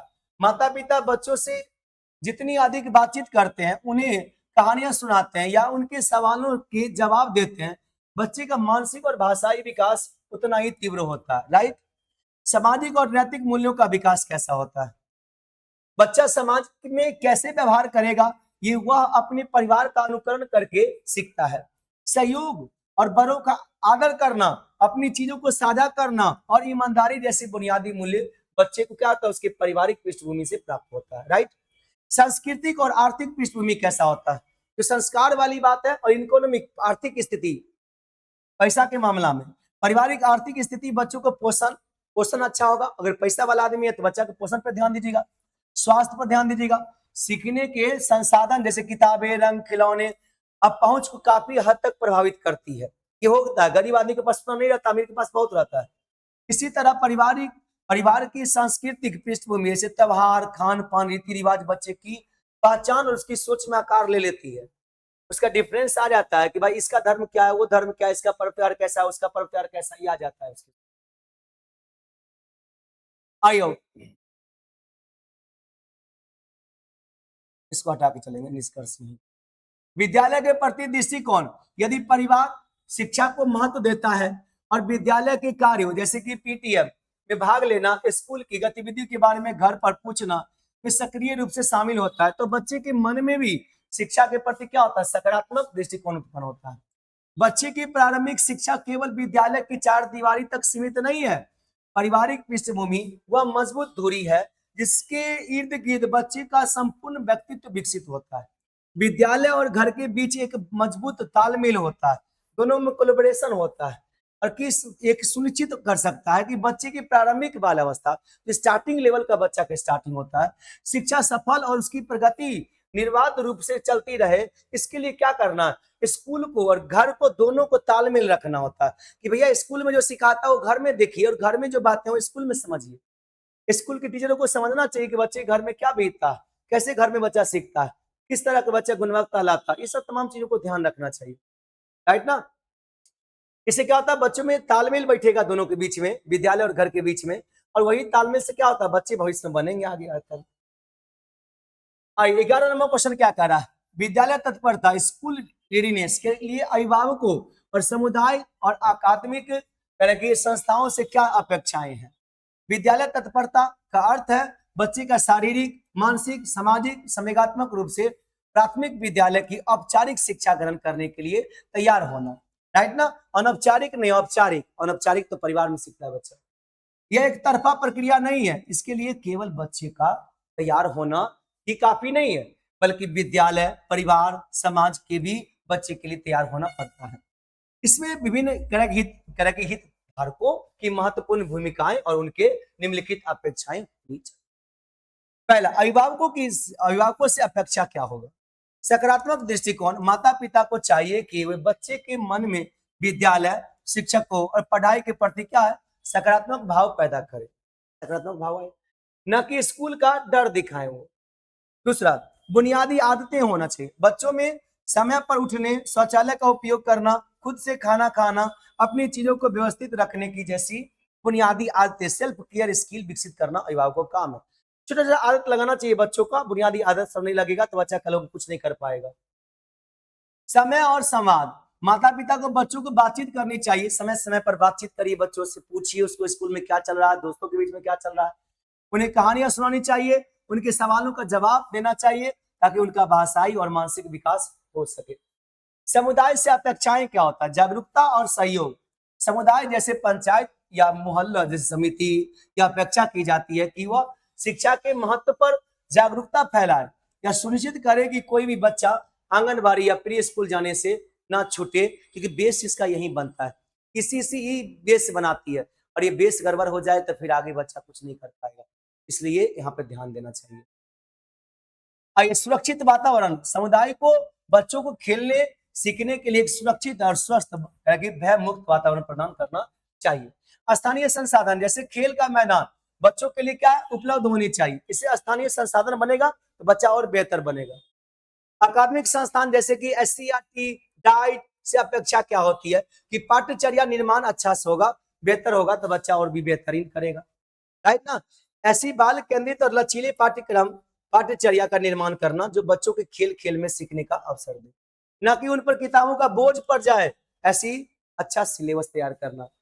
शिक्षक प्रशिक्षण होना, टीचर को क्या करना, गाइडेड करना, ट्रेंड करना। अकादमिक संस्थाओं की अपेक्षा ही की कि शिक्षकों का बाल मनोविज्ञान और आधुनिक शिक्षण विधियों का उचित प्रशिक्षण दे दीजिए। ये प्रशिक्षण क्या होता है, बच्चों में टीचर बेहतर रूप से सिखा सकेंगे। निष्कर्ष क्या कहता है, विद्यालय तत्परता एक बहुआयामी और साझा जिम्मेदारी है। विद्यालय की तत्परता और शिक्षक का, ये दोनों का क्या होता है, बहुआयामी होती है। जब अभिभावक घर पर एक मजबूत नींव रखते हैं, समुदाय सहयोग करता है, अकादमिक संस्थाएं उचित तरह की नीतियां और प्रशिक्षण प्रदान करती है, ये सब कुछ मिलेगा तब जाकर एक बच्चा वास्तव में क्या होता है, खुशी खुशी विद्यालय जाने और वहां सफलतापूर्वक सीखने के लिए तत्पर हो जाता है। विद्यालय जा सकता है, सफलतापूर्वक वहां पे सीख सकता है, अच्छा कर सकता है वो। तब नंबर 12 पे आइए, कक्षा में भयमुक्त समावेशी और बाल केंद्रित वातावरण निर्माण में शिक्षक की भूमिका कैसा होना चाहिए? भाई कक्षा को ऐसा बनाइए जो कैसा हो, भय मुक्त हो, वहां पर डर ना हो। समावेशी हो कक्षा, बाल केंद्रित हो। बाल केंद्रित मतलब चाइल्ड सेंट्रिक हो, बच्चे के हिसाब से चलना है, अपने हिसाब से बच्चों पर इंजाम नहीं थोपना है। ओके, चलिए बाबू।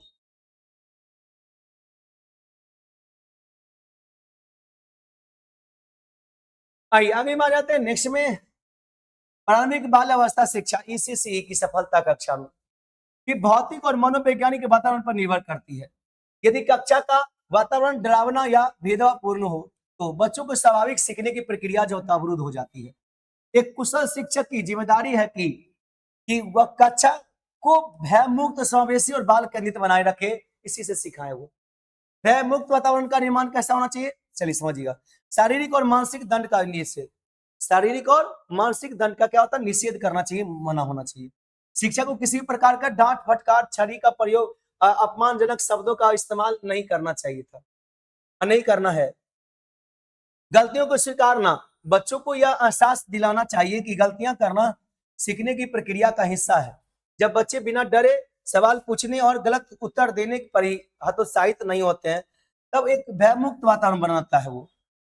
स्नेहपूर्ण व्यवहार, शिक्षक का मुस्कुराहट चेहरा, अगर शिक्षक मुस्कुराता रहेगा तो वह चेहरा मृदु भावी स्वभाव और सहयोगात्मक रवैया बच्चों को मनोवैज्ञानिक सुरक्षा प्रदान करता है।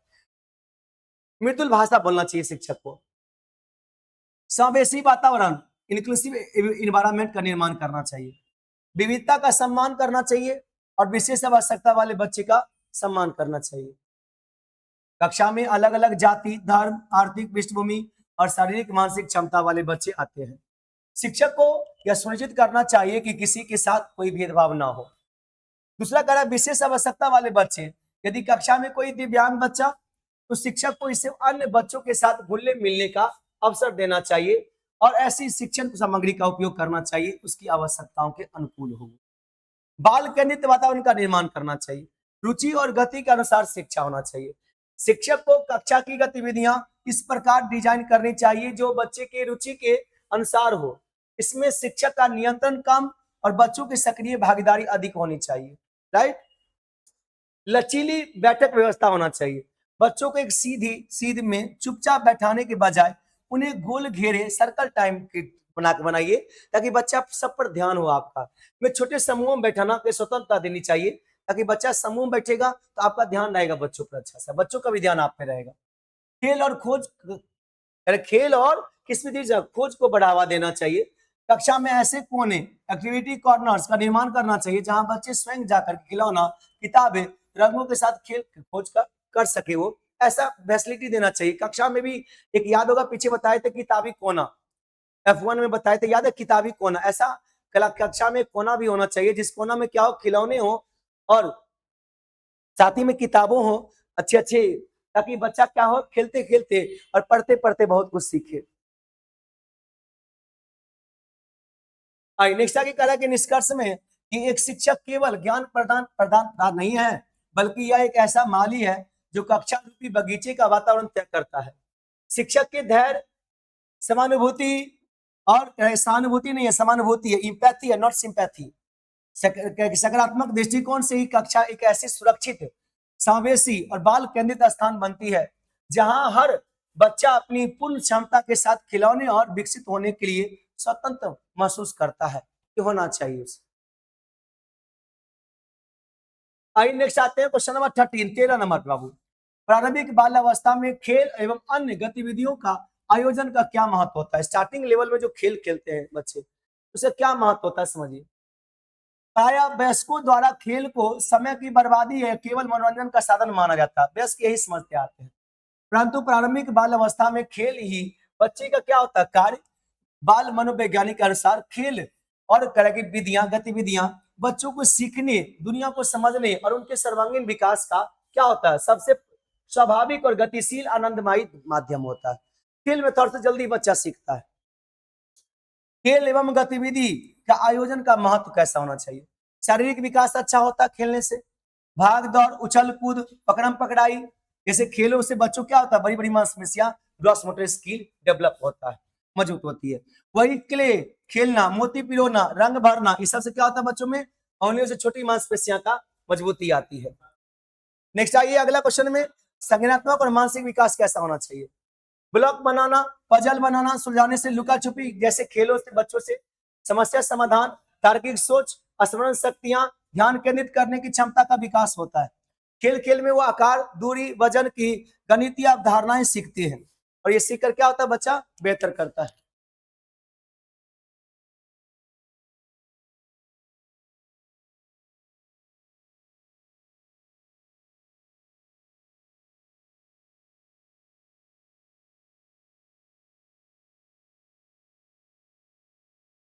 आइए नेक्स्ट आगे बढ़े। सामाजिक विकास कैसा होता है। जब बच्चे समूह में खेलते हैं तो वे अपनी बारी का इंतजार करना, खिलौने का साझा करना, शेयरिंग, नियम मानना, नेतृत्व करना, दूसरे के विचारों का सम्मान करना सीखते हैं। यह उन्हें समाज में रहने योग्य बनाता है और ये रहने योग्य बनाना भी चाहिए ताकि बच्चा क्या होता है, समायोजित कर पाए और बातों से, जैसे कि वो जो सीखता है वो सीखता है तो उसको उसी तरह से उसको समाज में ढालना भी चाहिए उसको। राइट, नेक्स्ट आगे बढ़ी बाबू। संवेगात्मक भावनात्मक विकास कैसा है। खेल के मैदान में बच्चे जीत की खुशी, हार का निराश और अनुभव करते हैं। वे अपनी भावनाओं पर नियंत्रण रखना, सेल्फ रेगुलेशन सीखते हैं। कई बार बच्चे रोल प्ले जैसे डॉक्टर मरीज का, घर घर खेलने का माध्यम से अपने मन में क्या होता, मन के छिपे डर और तनाव को भी क्या होता है, बाहर निकालते हैं। भाषाई विकास कैसा होता है। साथियों के साथ खेलते समय बच्चे खूब बातें करते हैं, नए शब्द सीखते हैं, अपनी बात समझना सीखते हैं। इससे क्या होता है, उसमें गुण आता है। किस तरह गुण, जिससे भावात्मक विचार को बढ़ा सके वो। आइए निष्कर्ष क्या है। निष्कर्ष में समझिएगा, प्रारंभिक बाल अवस्था में खेल और गतिविधि कोई अतिरिक्त एक्स्ट्रा करिकुलम कार्यकारी नहीं है, बल्कि यह यही मुख्य शिक्षा कि बच्चों के लिए खेलना उतना ही जरूरी है जितना कि भोजन करना। इसी केंद्रों पर सुनिश्चित करेगी खेलों का आयोजन करना बच्चों के अंतर्निहित रचनात्मकता को बाहर लाता है। जो बच्चे का अंदर इनर होता है उसको बाहर करता है और उन्हें शारीरिक, मानसिक, भावनात्मक विकास की एक सुदृढ़ नींव रखता है, बेस बनाता है। और ये बच्चे का हुनर को हमेशा बाहर करना ही चाहिए ताकि आने वाला कल वो बेहतर कर पाए। उसमें एक एक बच्चे में बहुत हुनर होते हैं, बशर्ते उसके हुनर को पहचानिए, बस हुनर को जान के आगे बढ़ाइए। आइए 14 नंबर क्वेश्चन पे, गतिविधियों के आयोजन के लिए आप विभिन्न विधियां या प्रक्रियाओं का चयन किस आधार पर करेंगे, चलिए बताइए इसको। प्रारंभिक बाल अवस्था देखभाल एवं शिक्षा में कोई भी एक शिक्षण विधि सभी बच्चों के या सभी परिस्थितियों के लिए उपयुक्त नहीं हो सकती है। एक कुशल शिक्षक को कक्षा में गतिविधियां का आयोजन करते समय अत्यंत सावधानी पूर्वक क्या कर शिक्षण विधियों और प्रक्रियाओं का चयन करना पड़ता है ताकि सीखने का उद्देश्य सफलता पूर्वक प्राप्त किया जा सके, आसानी से बच्चा कोई चीज को सीख सके और फिर जीवन में आगे बढ़ सके।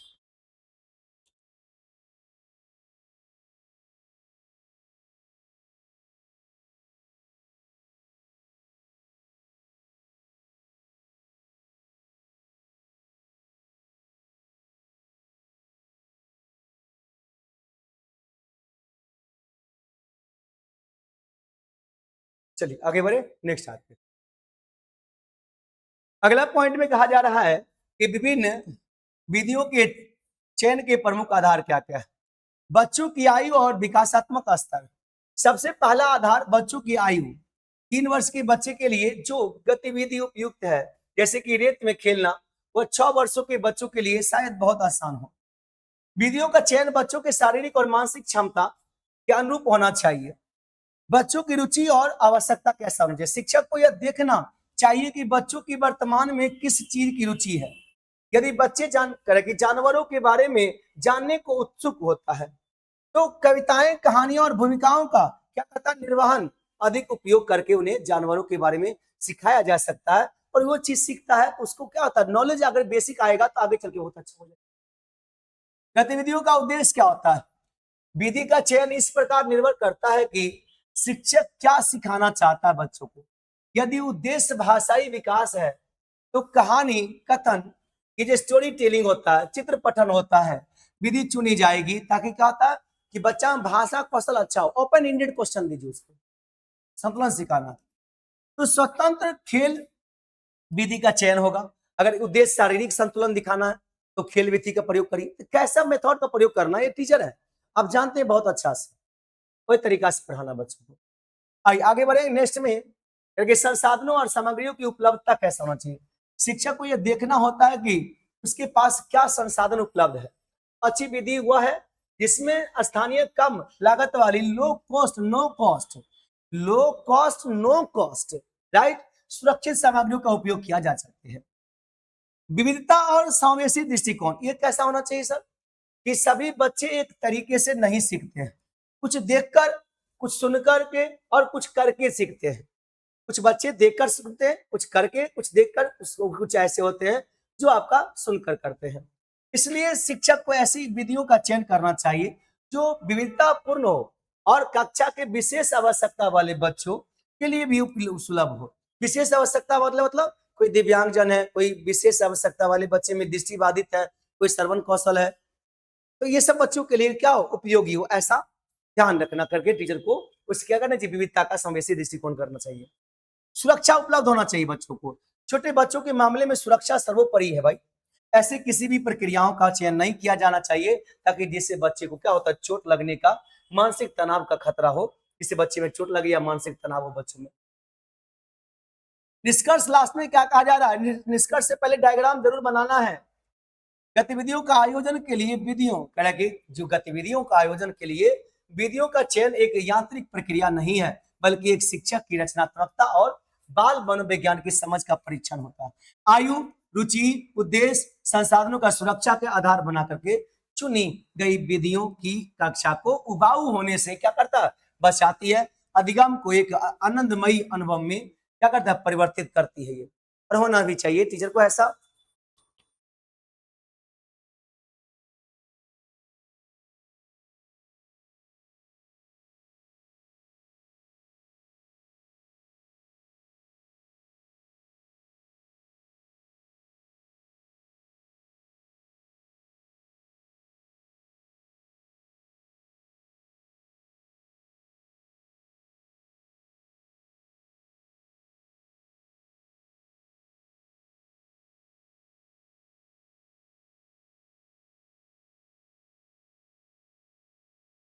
आइए बाबू आगे बढ़े, अगले आते हैं नेक्स्ट हम लोग क्वेश्चन नंबर 15 पर, 15 नंबर क्वेश्चन पे। प्रोजेक्ट विधि, प्रोजेक्ट विधि क्या है और बाल अवस्था शिक्षा, बाल अवस्था शिक्षा में इसका क्या उपयोग होता है। प्रोजेक्ट मेथड का प्रयोग तो बच्चों को करना चाहिए, ये मेथड से जल्दी बच्चा सीखता है, और ये खास करके बाल अवस्था शिक्षा के लिए प्रोजेक्ट मेथड होता है, ठीक है। भाववाचक संज्ञा के रूप में अगर इसको समझाइएगा बाल अवस्था में तो नहीं सीखेगा वो किशोरावस्था के लिए है।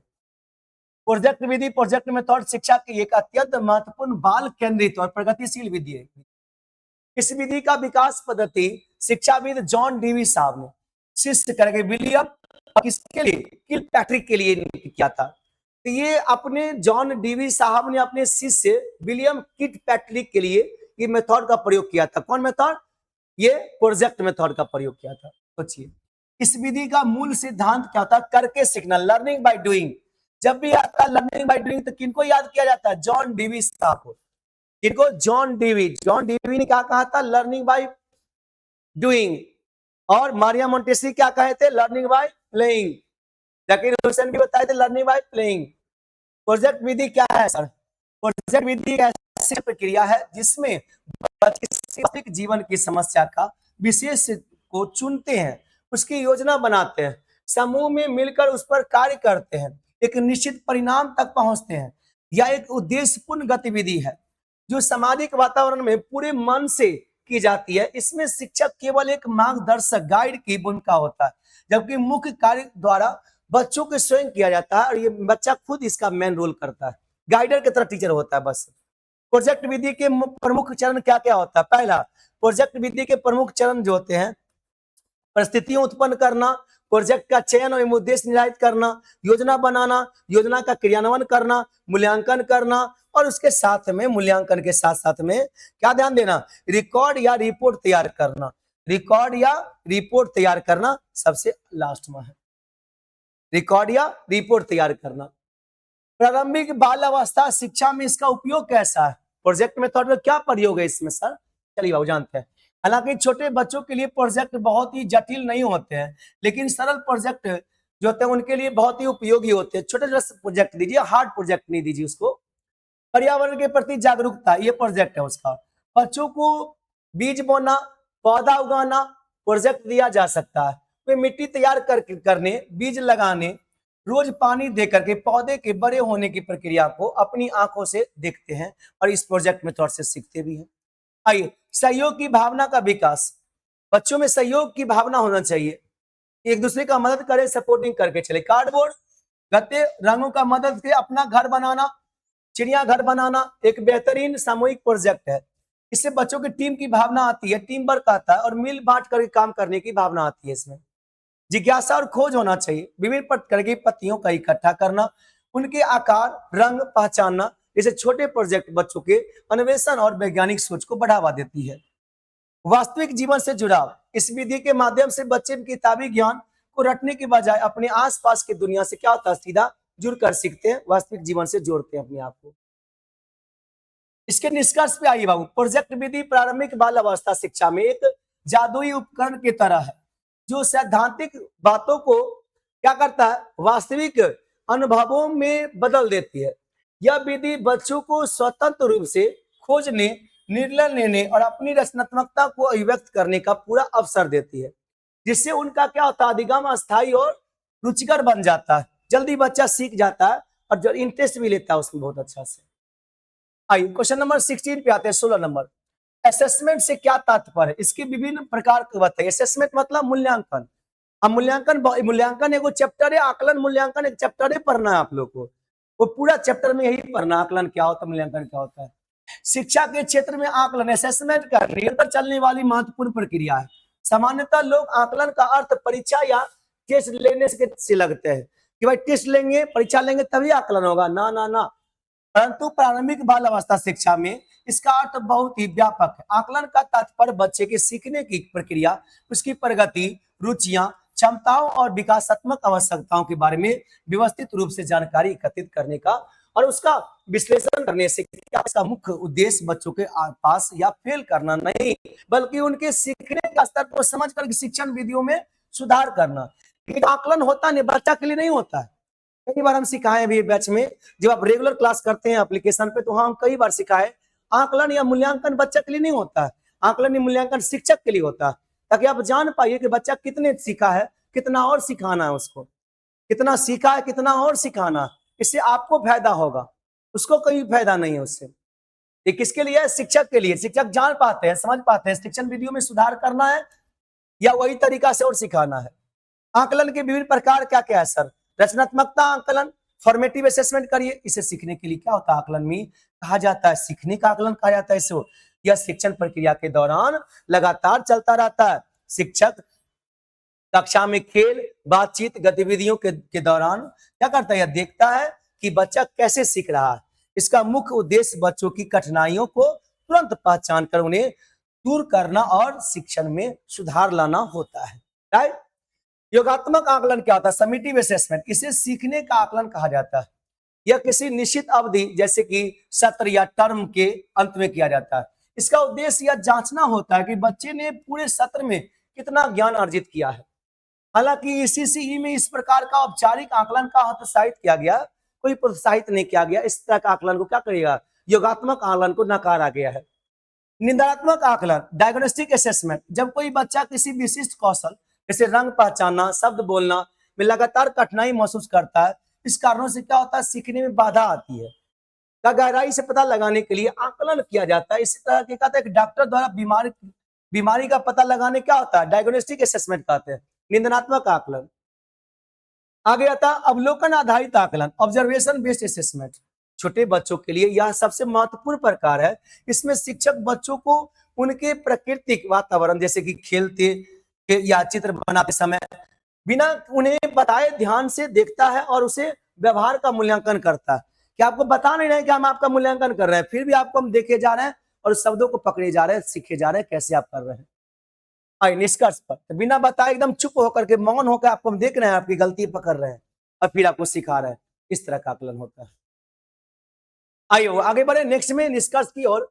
प्रारंभिक बाल अवस्था शिक्षा में आकलन का कोई भय पैदा करने वाली परीक्षा नहीं है, बल्कि यह सुधारात्मक और बाल मित्रवत टूल है। यही आकलन शिक्षक को एक दिशा प्रदान करता है, उसे किस तरह की बच्चे के साथ किस प्रकार का शिक्षण रणनीति का प्रयोग करना है। आकलन हमेशा समग्र, नियंत्रण और तनाव मुक्त होना चाहिए, ताकि बच्चे वास्तविक और स्वाभाविक विकास सुनिश्चित कर पाए, सीख पाए इस आकलन के जरिए से। आइए नेक्स्ट आगे बात करें, क्वेश्चन नंबर 17 पे आते हैं। बच्चों की प्रगति का आकलन में अवलोकन का क्या महत्व होता है? बच्चों की जो प्रगति होता है ना, उसके आकलन में अवलोकन का क्या महत्व होता है, इसको समझना है।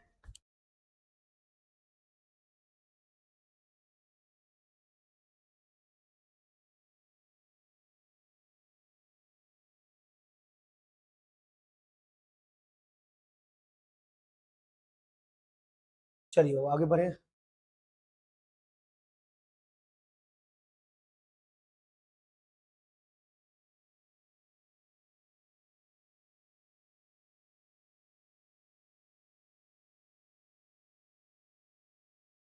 चलिए, प्रारंभिक बाल अवस्था शिक्षा ईसीसी में बच्चों का आकलन करने के लिए पारंपरिक लिखित और मौखिक परीक्षाएं पूरी तरह से अनुप्रयुक्त और अवैज्ञानिक मानी जाती है।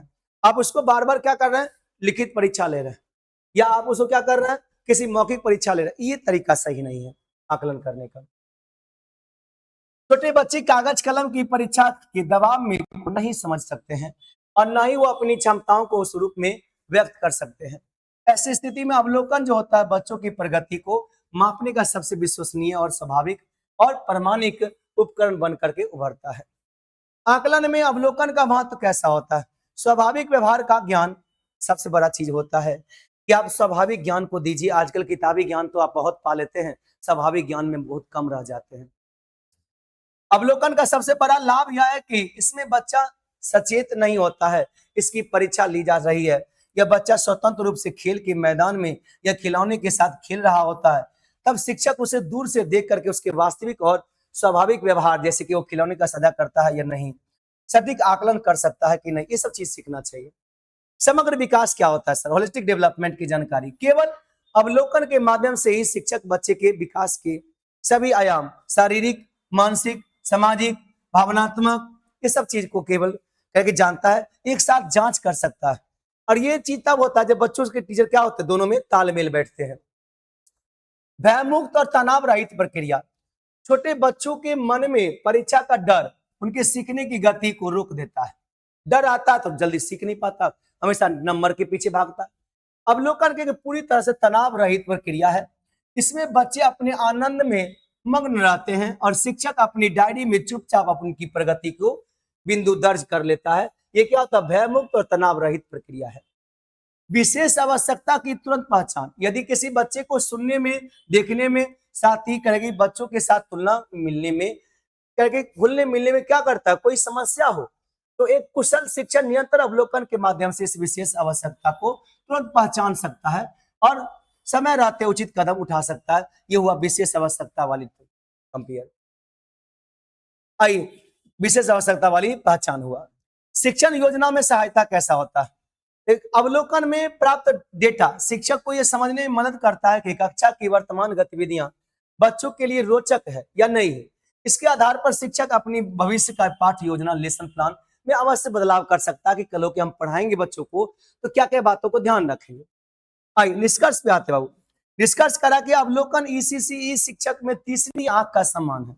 तीसरी आंख मतलब ये दो नयन जिससे हम देख पाते हैं। एक वो नयन जो मन की आंखें होती है, नजरिया कहते हैं उसे, नजर नहीं कहते, वो तीसरी आंख है। यह बच्चों की प्रगति का आकलन का केवल एक तरीका नहीं है, बल्कि यह बाल मनोवैज्ञानिक को समझने का सबसे मजबूत खिड़की है। यह व्यवस्थित, उद्देश्यपूर्ण और निष्पक्ष अवलोकन शिक्षक को बच्चे की रुचियों और क्षमताओं का वास्तविक आईना दिखाता है, जिससे बच्चे के लिए एक बेहतर शैक्षणिक वातावरण का तैयार किया जा सकता है और बच्चे उससे सीखते भी बेहतर है। नेक्स्ट अगला क्वेश्चन में कह रहा है क्या, प्रारंभिक बाल अवस्था शिक्षा में बच्चों की प्रगति जानने से पूर्व उनकी क्षमताओं का आकलन क्यों जरूरी है? उसकी प्रगति से पहले उसकी क्षमता को जानना क्यों जरूरी है?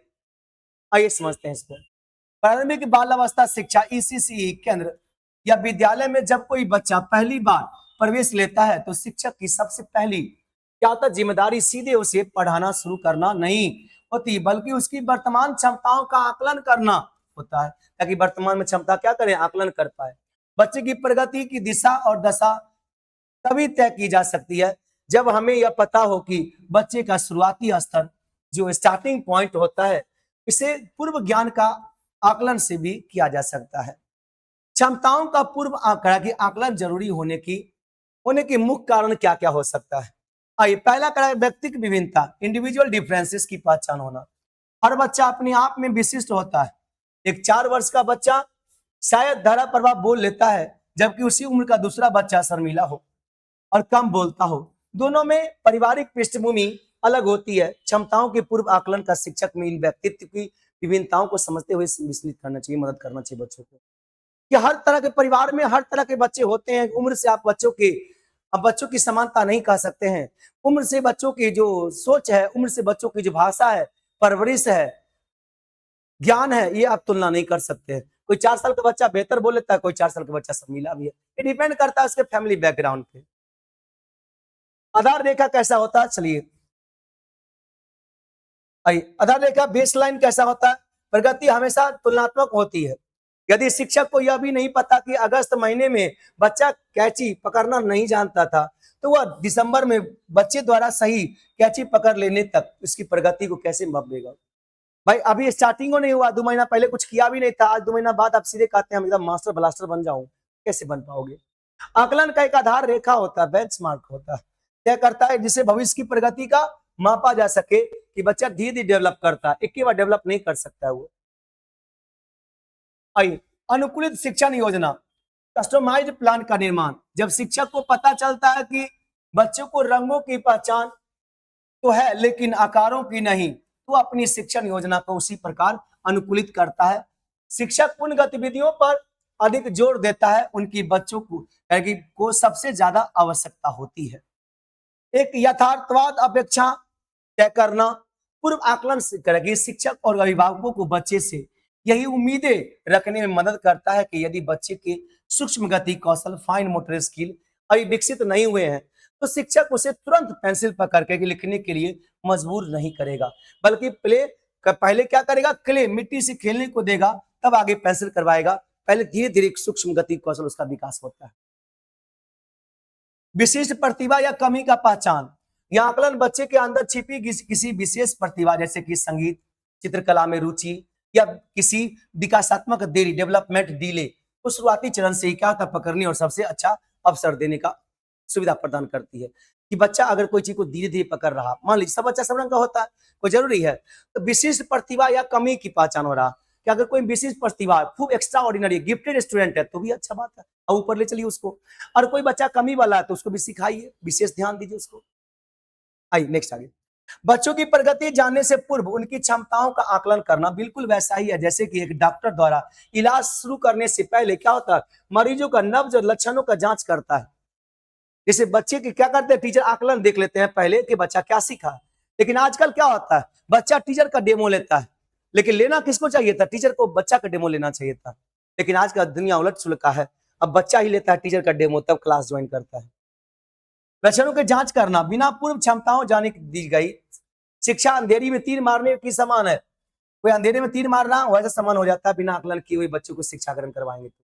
यह मजबूत नींव या जिस प्रकार बाल केंद्रित और प्रभावी शिक्षा का पूरा महल खड़ा किया जा सकता है, उसके लिए क्या करना, पहले आपको नींव रखना होगा, पहले आपको आकलन करना होगा बच्चों का। अगले क्वेश्चन में आते हैं। नेक्स्ट बाबू, प्रारंभिक बाल अवस्था शिक्षा में बच्चों की प्रगति से संबंधित रिकॉर्ड अभिलेखों का संसाधन क्यों आवश्यक है और आप इसे कैसे संधारित करेंगे। चलिए आते हैं। प्रारंभिक बाल अवस्था ECCE में आकलन का एक निरंतर प्रक्रिया है। इस आकलन में प्राप्त डेटा, जो जानकारी होता है, को सुरक्षित रखना अभिलेख संधारण कहलाता है। बच्चों की प्रगति को केवल शिक्षक की याददाश्त के भरोसे नहीं छोड़ा जा सकता है कि भाई आप कितना प्रगति कर रहे हैं, क्या कर रहे हैं, उसको लेखा जोखा होता है, क्योंकि मानव स्मृति सीमित होती है। इसलिए लिखित या कह कि डिजिटल रूप से व्यवस्थित रिकॉर्ड रखना इसी व्यवस्था का एक अनिवार्य अंग होता है कि बच्चा का कितना प्रगति हो रहा है, कितना बच्चा बेहतर किया है, कौन सा महीना में, किस फील्ड में, इस सब का एक रिकॉर्ड होता है। आइए, प्रगति का प्रमाण होता है। अभिलेख इस बात का ठोस प्रमाण होते हैं कि बच्चे ने समय के साथ शारीरिक, मानसिक, सामाजिक स्तर पर क्या सीखता है, क्या सीखा है, वह विकास के इस एक क्रमिक तस्वीर पेश करते हैं। नंबर दूसरा कह रहा है अभिभावकों के साथ संवाद होना। शिक्षक अभिभावक को बैठक होता है, पीटीएम होता है, में हवा हवाई बातें करने के बजाय शिक्षक रिकॉर्ड देखते आते हैं। रिकॉर्ड दिखाकर अभिभावकों के बच्चे की वास्तविक स्थिति समझ सकते हैं, जिससे माता पिता क्या होता है, विश्वास बढ़ता है कि भाई रिकॉर्ड है, मेरा बच्चा इतना अच्छा कर रहा है ये फील्ड में, तो वो प्रसन्न होते हैं गार्जियन भी। शिक्षण में निरंतरता आता है, कंटिन्यूअसली आता है टीचिंग में भी।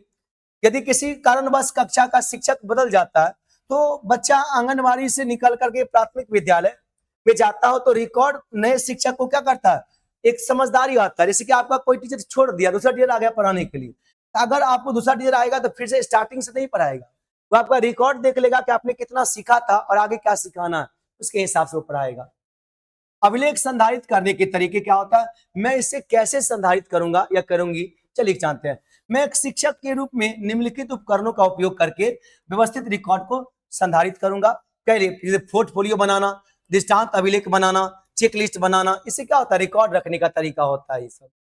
पोर्टफोलियो कई बार आपको हम सिखाए, एक ऐसा रिकॉर्ड होता है, प्रत्येक बच्चे के लिए एक अलग फोल्डर बनता है, पोर्टफोलियो बनाया, इसमें बच्चे द्वारा पूरे वर्ष में बनाए गए चित्र, क्राफ्ट, वर्कशीट अनुसार डेट वाइज करके सुरक्षित रखा जाता है। रचनात्मक प्रगति सबसे बड़ा सबूत होता है। केवल किताबी चीज नहीं, रचनात्मकता क्या होता है, बच्चों में क्रिएटिविटी क्या होता है, चित्र क्या है, क्राफ्ट क्या है, इसको डेट वाइज रखा जाता है, उसे पोर्टफोलियो कहते हैं। दृष्टांत अभिलेख क्या होता है सर, एनेक्डोटल रिकॉर्ड्स में अपने पास एक डायरी रखूंगा जिसमें बच्चों की जुड़ी हुई कोई खास घटना, जैसे कि आज राहुल ने पहली बार अपना भोजन रोहन के साथ बांटा, वो तुरंत लिख लूंगा। उनसे क्या होता है, बच्चा में वो जो थोड़ा बड़ा बदलाव होता है, भावनात्मक विकास होता है, ये बेहतरीन तरीका से कभी कभी होता है। इसे दृष्टांत एग्जाम्पल वाला अभिलेख कहते हैं। चेक लिस्ट कई बार आता है ये सब। मैं एक सूची बनाऊंगा जिसमें विकास के विभिन्न सूचक होंगे, जैसे कि क्या बच्चा एक पैर पर कूद सकता है, हाँ या नहीं। इसे मैं हर महीने अपडेट करूंगा ताकि शारीरिक और मानसिक कौशल का त्वरित रिकॉर्ड का हो जाता है कि पहले बच्चा क्या करता था, अब क्या कर रहा है। निष्कर्ष पे आते हैं, बच्चों की प्रगति से संबंधित रिकॉर्ड और अभिलेखों का संधारण केवल एक कागजी कार्रवाई या बोझ नहीं है, बल्कि एक पारदर्शी जवाबदेही शिक्षा प्रणाली की रीढ़ है। सही तरीके से संधारित पोर्टफोलियो का डायरिया क्या करता है, शिक्षक, अभिभावक और स्वयं बच्चे के लिए एक अमूल्य दस्तावेज बन जाते हैं। यह दर्शाते हैं कि एक नन्हा पौधा किस प्रकार से मजबूत वृक्ष का आकार ले लेता है, इसका सबसे बड़ा एग्जाम्पल हो जाता है। आइए आगे बढ़े, क्वेश्चन नंबर 20 की ओर आते हैं, 20 नंबर। बिहार में प्रारंभिक बाल अवस्था देखभाल एवं शिक्षा का वर्तमान स्थिति वर्णन करें। ये क्वेश्चन जरूर आएगा एग्जाम में, बिहार के एग्जाम में बिहार से जुड़ा हुआ जरूर पूछता है, एक क्वेश्चन आ जाता है। एनसीएफ बीसीएफ दोनों हम गेस किए थे, देखे थे आप, पहला शिफ्ट में एनसीएफ पूछा हुआ है, तो एक ना एक पूछता ही है, सब साल ये क्वेश्चन आएगा। बिहार प्रारंभिक बाल अवस्था देखभाल एवं शिक्षा, बिहार में प्रारंभिक बाल अवस्था देखभाल एवं शिक्षा का जो परिदृश्य एक बड़े बदलाव और दौर से गुजर रहा है। राज्य में बच्चों की विशाल आबादी को देखते हुए ईसीसीई को ढांचा प्रमुख मुख्य रूप से समेकित बाल विकास सेवा आईसीडीएस के तहत चलने वाली आंगनबाड़ी केंद्र और प्राथमिक विद्यालयों में इर्द गिर्द बुना गया है। राष्ट्रीय शिक्षा नीति एनईपी 2020 के आने के बाद बिहार में इस दिशा में कई सकारात्मक प्रयास हुए हैं, लेकिन अभी भी कई जमीनी चुनौतियां बरकरार है और वो उसका सामना करना पड़ेगा बिहार को। बिहार में ईसीसीई का वर्तमान सकारात्मक स्थिति और पहल कैसा है। आंगनबाड़ी केंद्रों का विशाल नेटवर्क होना, बिहार के हर गांव पंचायत स्तर पर आंगनबाड़ी केंद्र स्थापित जो 3 से लेकर 6 वर्ष तक के बच्चों को पूरक पोषण स्वास्थ्य करेगी, स्वस्थ रूप से क्या होना चाहिए, स्वास्थ्य का जांच होना चाहिए। शाला पूर्ण यानी कि प्री स्कूल शिक्षा प्रदान कर, यह राज्य का सबसे बड़ा ईसीसी ढांचा होता है जो बेसिक आंगनबाड़ी के रूप में बच्चों को सिखाया जाता है। दूसरा यानी कि चाहक कार्यक्रम क्या होता है, विद्यालय की तत्परता सुनिश्चित करने के लिए बिहार सरकार ने प्राथमिक विद्यालयों की कक्षा 1 में नव नामांकित बच्चों के लिए एक नया मॉड्यूल लाया है, चाहक लागू किया है। यह एक स्कूल की रेडीनेस प्रोग्राम है जो बच्चों के खेल, गीत और गतिविधियों के माध्यम से स्कूल के औपचारिक माहौल में ढालता है और धीरे धीरे बच्चे क्या होते हैं, अब वो स्कूली माहौल में ढलते हैं परिवार से आगे बढ़ करके। सीधे चाहिए प्लेइंग वाला मेथड समझिए ना, आंगनबाड़ी और स्कूल के एकीकरण कैसा होता है? नई शिक्षा नीति के तहत राज्यों में आंगनबाड़ी केंद्रों को पास में प्राथमिक और विद्यालय के साथ आगे क्या करता है, वो एक दूसरे के कोलोकेट कर लेता है और जोड़ा जाता है, ताकि बच्चों को आंगनबाड़ी से प्राथमिक कक्षा में क्या होता है, ट्रांजिशन होता है, बदलाव होता है, बिना किसी रुकावट के हो सके और बच्चा कहीं रुके ना, वो दोनों में तालमेल बैठा पाए। बाल वाटिका का संकल्पना को भी बल मिल रहा है कि आपको आंगनबाड़ी से बच्चा क्या होता है, प्राथमिक स्कूल में जाता है तो आंगनबाड़ी में उतना बेस बन जाता है कि प्राथमिक स्कूल में उसको अच्छा लगे, बेहतर लगे, समझ पाए अच्छा से। वर्तमान चुनौतियां एवं कमियां क्या होता है? इन प्रयासों के बावजूद बिहार में ईसीसीई की स्थिति में सुधार की बड़ी गुंजाइश है। क्या क्या सुधार करना चाहिए बिहार में? चलिए जानते हैं। पहला, आधारभूत संरचना होना चाहिए, इंफ्रास्ट्रक्चर का अभाव है बिहार में। राज्य में कई आंगनबाड़ी केंद्रों के पास अपना सुरक्षित भवन, स्वच्छ शौचालय, पीने का पानी, बच्चों को खेलने के लिए पर्याप्त खुली जगह, खेल का मैदान नहीं है। प्रशिक्षित शिक्षकों की कमी है, यहाँ पर ट्रेन टीचर नहीं है, यहाँ पर उतना ट्रेन टीचर नहीं है। सब देखते हैं डेढ़ में क्या करेगा, फांकी मारेगा, क्लास नहीं करेगा। वो कोई नहीं चाहता कि सर के साथ क्लास शुरू की करे। अभी सेकेंड ईयर क्लास स्टार्ट करूंगा, एग्जाम फर्स्ट ईयर होने के बाद अब वो लंबा टाइम तक जुड़ के मुझसे क्लास नहीं करेगा। उसी चाहेगा एग्जाम के टाइम पर बस कुछ कुछ पढ़ लूं, कैसे भी पास कर लूं, तो कितना अच्छा ट्रेन टीचर बनेगा। प्रशिक्षित शिक्षकों की कमी होता है बिहार में। आंगनबाड़ी कार्यकर्ताओं पर पोलियो ड्रॉप पिलाने के से लेकर के चुनाव ड्यूटी तक का भार होता है। साथ ही में उन्हें ईसीसी आधुनिक बाल केंद्रित शिक्षण विधियों का पर्याप्त और निरंतर पेशेवर प्रशिक्षण नहीं मिल पाता है। समुदाय की सोच में आज भी ग्रामीण बिहार में कई अभिभावक आंगनबाड़ी केवल खिचड़ी या राशन मिलने की जगह मानते हैं, शिक्षा का केंद्र नहीं मानते आंगनबाड़ी को। बिहार में प्रारंभिक बाल अवस्था देखभाल और शिक्षा वर्तमान स्थिति प्रगति के पथ पर है तो है, लेकिन यह अभी भी संक्रमण काल में है। सरकार द्वारा चाह जैसी सराहनीय कदम उठाए गए हैं, परंतु जब तक आंगनबाड़ी केंद्रों के भौतिक ढांचे को सुदृढ़ नहीं किया जा सकता है, कार्यकर्ताओं को एक पेशेवर किसी शिक्षक के रूप में प्रशिक्षित नहीं किया जा सकता है, तब तक बिहार के हर बच्चे तक गुणवत्तापूर्ण प्रारंभिक शिक्षा पहुंचना एक चुनौती बन जाता है और शिक्षक उतना बेहतर नहीं कर पाते हैं। चलिए, तो 20 क्वेश्चन कंप्लीट कर दिए, अभी आपको 5 क्वेश्चन आपका और बचा हुआ है। इसको पहले डाटा को सेव कर लेते हैं, इस फाइल में इतना ही फोल्डर में है, फिर आगे अभी हम बताएंगे 5 क्वेश्चन और अभी।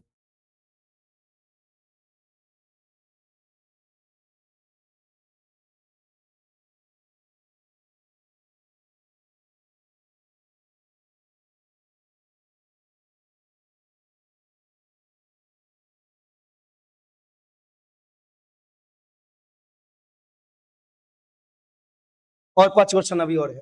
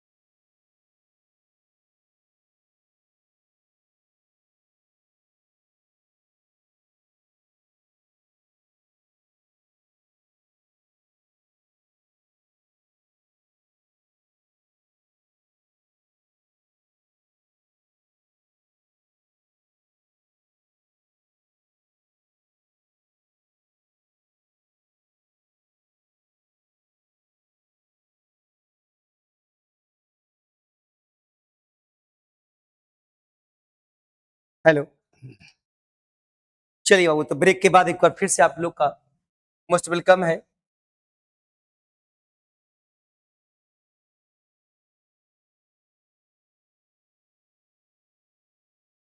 चलो एक बार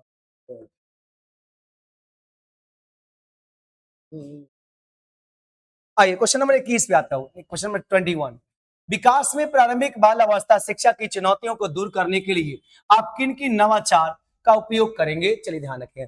विकास में प्रारंभिक बाल अवस्था देखभाल एवं शिक्षा ईसीसीई के समक्ष करेगी संसाधनों की कमी, अप्रशिक्षित कर्मचारी और बुनियादी ढांचों की अभाव जैसे कई गहरी चुनौतियां का सामना करना पड़ता है। एक शिक्षक का एक शिक्षक या ईसीसीई कार्यकर्ताओं के रूप में इन चुनौतियों को केवल सरकारी अनुदान के भरोसे नहीं छोड़ा जाना चाहता है और नहीं छोड़ा जाना चाहिए। इन समस्याओं का दूर करने के लिए क्या है, स्थानीय संसाधन जो वहां का लोकल चीज होता है, रचनात्मकता पर आधारित निम्नलिखित नवाचारों का इनोवेशन का उपयोग करूंगा या करूंगी, ये आपकी कहना है। समझ में आ गया कि बिहार में प्रारंभिक बाल अवस्था शिक्षा की चुनौतियां जो होता है, बच्चा जो स्टार्टिंग में 1 to लेकर 8 ईयर्स तक का जो पढ़ाई करता है, चुनौतियों को दूर करने के लिए आप किन किन नवाचार इनोवेशन का उपयोग करेंगे, क्या नया नया चीज आप निर्माण करेंगे जिससे बच्चा और बेहतर बनेगा आपका? आइए, प्रमुख नवाचार क्या होना चाहिए? पहला, कबाड़ में जुगाड़। जब ना चाहते हुए भी जो ही है वही में आगे बढ़ने की कोशिश करेंगे, ना चाहते हुए जो ही है वही में आगे बढ़ेंगे। बिहार के ग्रामीण और पिछड़े क्षेत्रों में महंगे खिलौने या शिक्षण सामग्री टीएलएम खरीदना संभव नहीं है। तो नवाचार के रूप में पुराने गत्ते, माचिस के डिब्बे, पुराने पत्रिकाओं, बोतलों के ढक्कन, प्राकृतिक वस्तुएं, पत्ते, कंकर उपयोग करके क्या करते हैं, पजल, फ्लैश कार्ड, करगीन तारा बनाऊंगा और पर्यावरण के अनुकूल और शून्य लागत वाला नवाचार होगा, जल्दी बच्चा सीख पाएगा। स्थानीय लोक कला और संस्कृति का उपयोग करना, ये सिखाइए। बिहार की समृद्ध संस्कृति जैसे मधुबनी चित्रकला, स्थानीय लोक गाथा, भोजपुरी, मैथिली, मगही, बाल गीत को कक्षा में गतिविधियों से शामिल करना एक बड़ा नवाचार है। मातृभाषा के में गाए गए स्थानीय गीत बच्चों की आसानी से जोड़ते और उनके भाषाई विकास को तेज करते हैं। सामुदायिक भागीदारी, यहाँ पे क्या होता है, सामुदायिक भागीदारी एक बहुत बड़ा चीज होता है, कम्युनिटी इन्वॉल्वमेंट। शिक्षा में गुणवत्ता सुधारने के लिए समुदाय को जोड़ना आवश्यक है।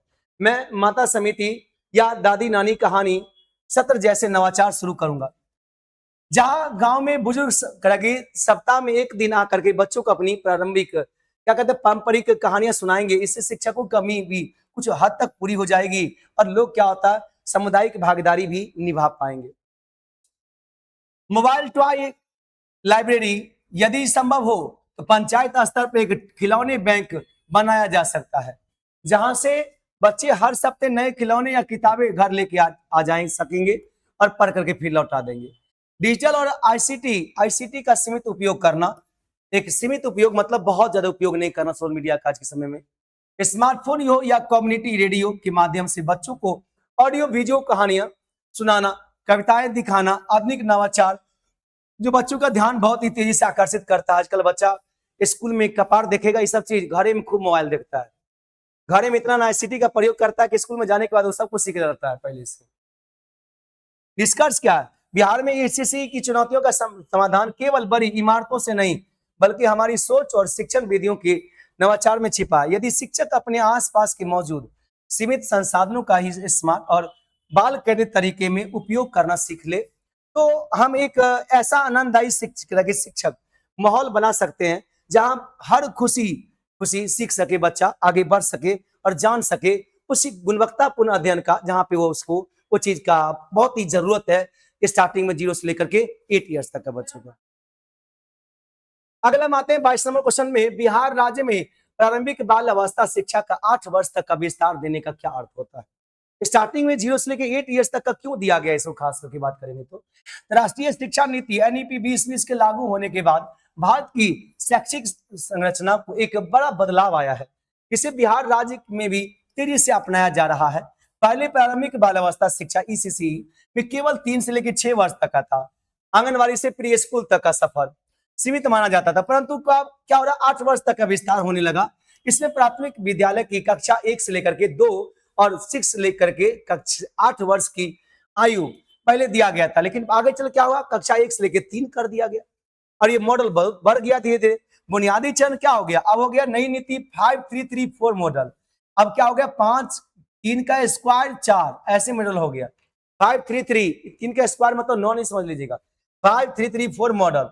नई एनईपी जो आया ना उसके हिसाब से 5 वर्ष हो, 3 साल की आंगनबाड़ी प्री स्कूल और एक कक्षा 1 2 यानी कि 5 वर्ष का हो गया। पहले क्या था, पहले था 6 मतलब 1 से लेकर 6 तक का बच्चा, 6 साल तक का बच्चा 2 क्लास करेगा आंगनबाड़ी में। अब क्या हुआ, आंगनबाड़ी में वो 5 साल करने लगा। 3 साल आंगनबाड़ी में मतलब प्राथमिक लेवल में, 3 साल आंगनबाड़ी में और 2 साल हो गया कक्षा 1 2 प्राथमिक स्कूल में। ये स्टेज बहुत अच्छा समझ लीजिएगा। पहले था कि बच्चा 1 से लेकर 6 साल तक रहेगा, 2 साल तक कहा, आंगनबाड़ी में। अब हो गया कि नहीं, बच्चा 1 से लेकर 8 साल तक रहेगा, किसमें, इसमें प्राथमिक ईसीसीई में, और इसमें रहेगा 3 साल आंगनबाड़ी में और 2 साल रहेगा प्राथमिक स्कूल में, 5 साल रहेगा इसमें। और उम्र कितना उसका, 8 साल। ऐसे करके मॉडल बनाया गया। क्या मतलब दिमाग है सरकार का कि पहले बच्चा स्कूल खेलेगा, ये करेगा। 8 साल तक उम्र का बच्चा 5 साल स्कूल में रहेगा, इसका मतलब 3 साल में पढ़ना शुरू कर देगा प्री स्कूल में ना। ये सब पहले प्राइवेट में रहता था, अब सरकारी में सब आ गया मॉडल। आइए, खेल आधारित शिक्षा का प्राथमिक कक्षाओं में प्रवेश कैसा होना चाहिए और क्या इसका विकास होना चाहिए।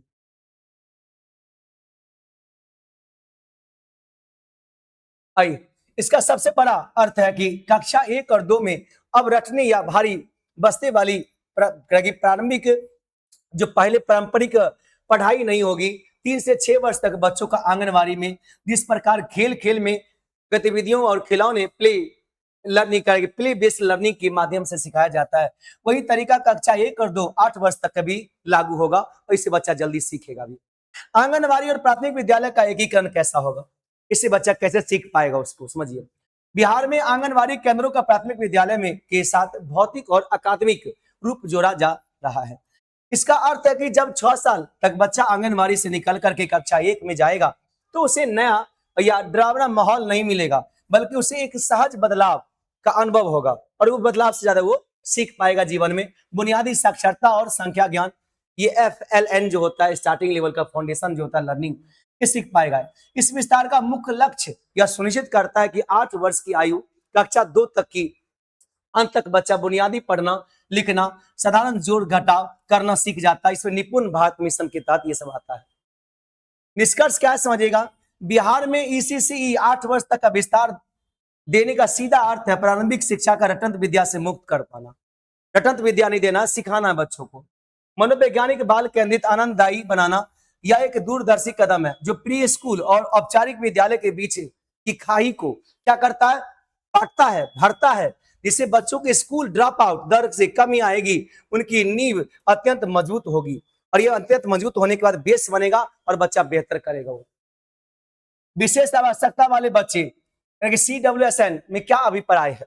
विशेष आवश्यकता मतलब दृष्टिबाधित है, श्रवण कौशल है, विकलांगजन बच्चे हैं। शाला पूर्व केंद्र में ऐसे बच्चों को देखभाल कार्यकर्ता को क्या भूमिका होती है। शाला पूर्व में तो समझते हैं ना, वैसे विशेष रूप से ध्यान दिया जाए उस बच्चों के लिए जो खास करके दृष्टिबाधित हो या कोई न कोई असामान्य विशेष आवश्यकता वाले हो। आइए समझिएगा, विशेष आवश्यकता वाले बच्चे चाइल्ड विद स्पेशल नीड्स, इसे क्या कहते हैं।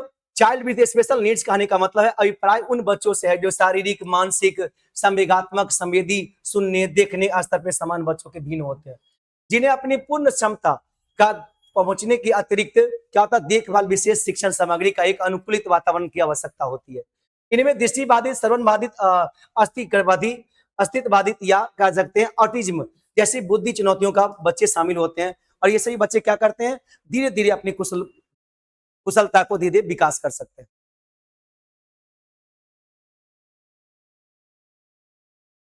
आइए नेक्स्ट आगे बढ़े। शाला पूर्व यानी कि प्री स्कूल केंद्र में देखभाल करता केयर वर्कर की भूमिका कैसा होना चाहिए। ECCE केंद्र में विशेष आवश्यकता वाले बच्चों का स्वागत करना, उन्हें मुख्य धारा से जोड़ना समावेशी शिक्षा कार्यकर्ता की सबसे बड़ी जिम्मेदारी होती है। इस संदर्भ में उनकी भूमिकाएं निम्नलिखित होती है और कैसा होती है, चलिए आगे बढ़ेंगे। प्रारंभिक पहचान कैसा होता है, अर्ली आइडेंटिफिकेशन कैसा होता है। कार्यकर्ता वह पहला व्यक्ति होता है जो घर के बाहर बच्चे के विकास का करीब से अवलोकन करता है। यदि कोई बच्चा आवाज सुन करके प्रतिक्रिया नहीं दे रहा है, तो 3 साल का होने पर भी चला नहीं पा रहा है। तो कार्यकर्ता उन्हें जिम्मेदारी है कि वह इस विकासात्मक देरी, डेवलपमेंट डिले को पहचाने और उसको पूरा करे। अभिभावकों का मार्गदर्शन और काउंसलिंग होना ये भी जरूरी है। पेरेंट्स का भी काउंसलिंग होना बहुत जरूरी है कि पेरेंट्स ही बच्चे को केयर करते हैं।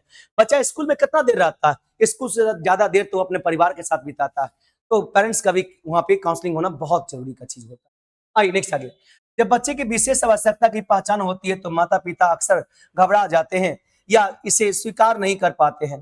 कार्यकर्ता को संवेदनशीलता के साथ माता पिता को काउंसलिंग करनी चाहिए और उन्हें उचित डॉक्टरों या विशेषज्ञ केंद्रों तक जाने की सलाह देनी चाहिए, बच्चों को खास करके लेकर के। भौतिक और मनोवैज्ञानिक वातावरण में अनुकूल बनाना। कार्यकर्ता को कक्षा के बाधा रहित, कार्यकर्ता कक्षा के बाधा रहित यानी कि बैरियर फ्री, बाधा रहित कहने का मतलब क्या होता है, जिसमें आपको कोई तरह का बाधा ना हो, बैरियर फ्री होता बनाना चाहिए। जैसे कि व्हील चेयर के लिए जगह होना चाहिए, ये मतलब ऐसा नहीं कि सीढ़ी बना दिए और विकलांगजन के बारे में सोचे ही नहीं आप, ऐसा बाथरूम बना दिए जहां पे विकलांगजन जा ही नहीं सकता, तो वो क्या होता है, बाधा रहित हो जाता है।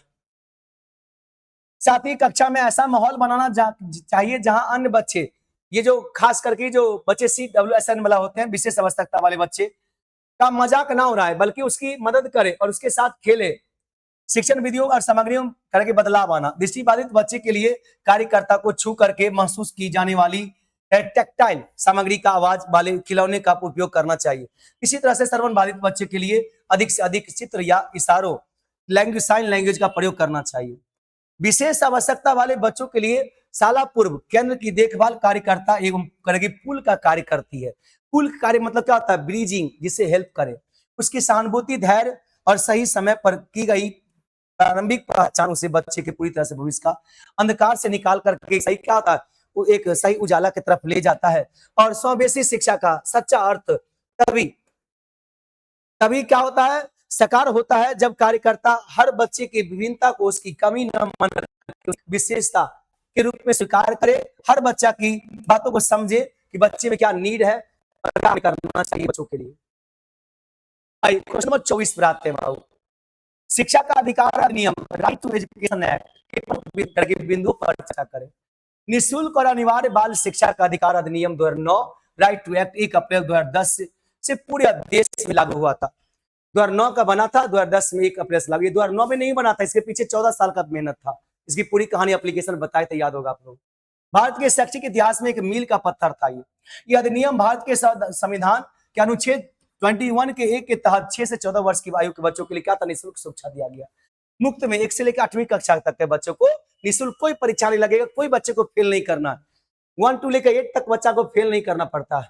यद्यपि यह मुख्य रूप से 6 से लेकर 14 वर्ष तक के लिए, लेकिन यह प्रारंभिक बाल अवस्था शिक्षा 3 से लेकर 6 वर्ष की रूपरेखा और विद्यालय माहौल की भी गहराई से प्रभावित करने लगा। ये 1 से लेकर 8 तक के बच्चा को निःशुल्क शिक्षा देना है, फेल नहीं करना है। 8वीं अधिनियम के प्रमुख बिंदु क्या क्या है, बातों को समझिए, आगे बढ़िए।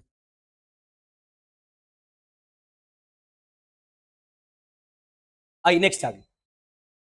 निःशुल्क और अनिवार्य शिक्षा 6 से लेकर 14 वर्ष के बच्चे को के लिए क्या है, अपने पड़ोस के सरकारी स्कूल में प्रारंभिक शिक्षा कक्षा 8 तक की पूरी होने तक मुफ्त शिक्षा पाने के अधिकार मिल गया। और फीस, यूनिफॉर्म, किताबें, खर्च सब क्या होता है, सरकार उठाता है। निजी स्कूल में आरक्षण मिलने लगा। अधिनियम यह अनिवार्य करता है कि सभी गैर सहायता प्राप्त निजी विद्यालय, प्राइवेट स्कूल को अपनी कक्षा का 1 से लेकर प्री स्कूल तक 25% सीटें समाज के आर्थिक रूप से कमजोर और वंचित वर्गों के बच्चों के लिए आरक्षित करनी होती है। प्राइवेट स्कूल में भी शारीरिक दंड और मानसिक उत्पीड़न पर रोक लग गया। यह अधिनियम का धारा 17 तहत बच्चों किसी प्रकार के शारीरिक दंड पीटना नहीं है, मानसिक प्रताड़ना नहीं करना है, गाली गलौज, नीचे दिखाना, ये सब नहीं करना है बच्चों को। वह मुफ्त शिक्षा की गारंटी देता है। ये कोई स्क्रीनिंग और या कैपिटेशन फीस नहीं होना चाहिए, किसी भी तरह का एक्स्ट्रा फीस नहीं लीजिए। प्रवेश के समय बच्चों को उनके माता पिता का कोई इंटरव्यू या टेस्ट नहीं होगा, नहीं लिया जाएगा, ना कि कोई डोनेशन लिया जाएगा। इससे बच्चा का मन और बढ़ जाता है। अब कोई स्कूल में एडमिशन तो हो जाता है, लेकिन 1 से लेकर 8 तक पढ़ाई पर ध्यान नहीं देता। वो सोचता है कि परीक्षा तो होगा नहीं, होगा तो फेल करेंगे नहीं। बुनियादी ढांचे और शिक्षकों का मानक क्या होता है, यह कानून विद्यालयों के लिए न्यूनतम मानक तय करता है। जैसे छात्र शिक्षक अनुपात 30 और 1 का रेशियो होना चाहिए। खेल का मैदान, लड़के लड़कियां के लिए अलग अलग शौचालय, पीने का सुरक्षित पानी, और ये 30 1 का रेशियो होता है। ये होता है कहाँ पे, 1 to 5 क्लास में। और आगे 35:1 का रेशियो हो जाता है कितना में, ये होता है 6 to 8 क्लास में। ये सब पूरा ज्ञान देखिएगा, क्लास जब पढ़ाए थे एप्लीकेशन पे वो सब हम पूरा समझाए थे, एक पॉइंट को अच्छा समझाए हुए। सतत और व्यापक मूल्यांकन, सीसीई का अधिनियम बोर्ड परीक्षाओं का भय से खत्म कर दे, बच्चे के समग्र विकास को मापने के लिए सतत करना है और व्यापक मूल्यांकन प्रणाली को अपनाने पर जोर देता है। ये निष्कर्ष क्या है, शिक्षा का अधिकार अधिनियम मात्र एक कानूनी दस्तावेज नहीं है, बल्कि ये हर बच्चे के उज्जवल भविष्य का घोषणा पत्र है। ये यह सुनिश्चित करता है कि भारत का कोई भी बच्चा अपनी जाति, लिंग, गरीबी कारण शिक्षा के प्रकाश से वंचित ना हो। बाल केंद्रित, भयमुक्त और समावेशी शिक्षा का सबसे बड़ा कानूनी रक्षक होता है, न कि भक्षक। आइए लास्ट क्वेश्चन में आते हैं, 25 नंबर। आई करेगी सीसीई आईसीडीएस कार्यक्रम और वर्ग कक्षा प्रदर्शन, क्लासरूम डिस्प्ले सामग्री पर संक्षिप्त टिप्पणी करिए। कई बार प्रश्न पूछा एग्जाम में, अच्छा क्वेश्चन है, मोस्ट गिव जाए। ICDS integrated child development services कार्यक्रम, समेकित बाल विकास सेवा। आईसीडीएस विश्व के सबसे बड़े बाल कल्याण कार्यक्रमों में से एक है, जिसे भारत सरकार द्वारा 2 अक्टूबर 1975, 2 अक्टूबर यानी कि महात्मा गांधी के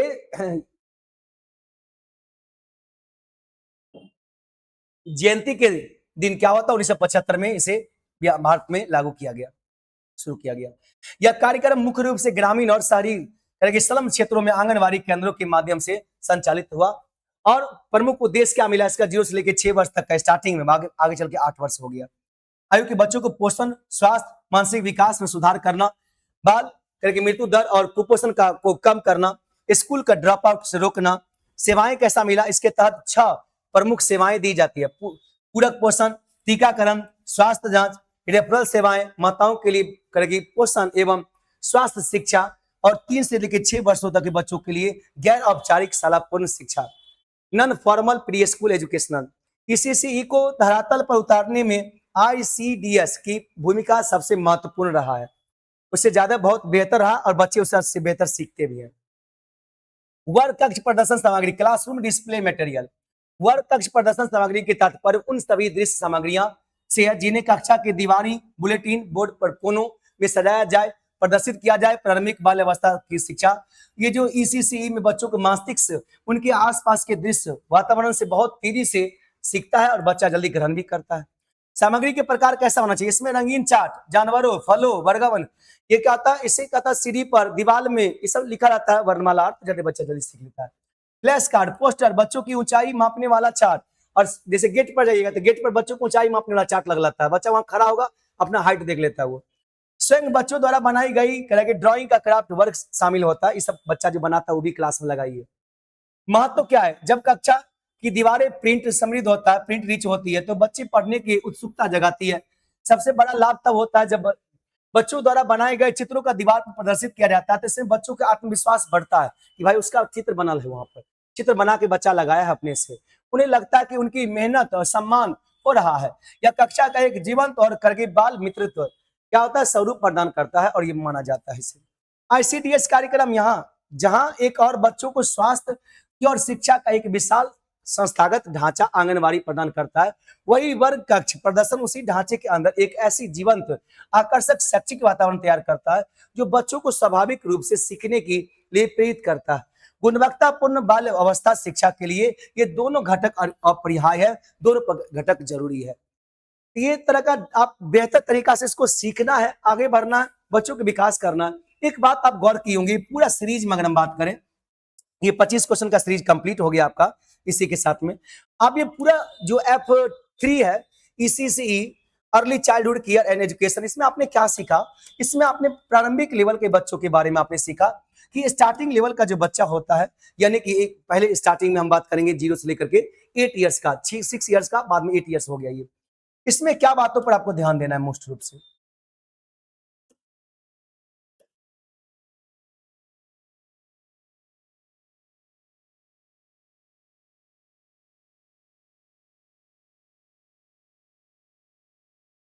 इसमें विशेष ध्यान देना है बच्चों की उन्नति के लिए। जो बनाए जाते हैं रूपरेखा कि क्या क्या चीज होना चाहिए क्लास में, आंगनबाड़ी केंद्र है, आंगनबाड़ी स्कूल में जाता है, उसमें बच्चा कौशल कैसा विकास होता है, यही सब मेन चीज है।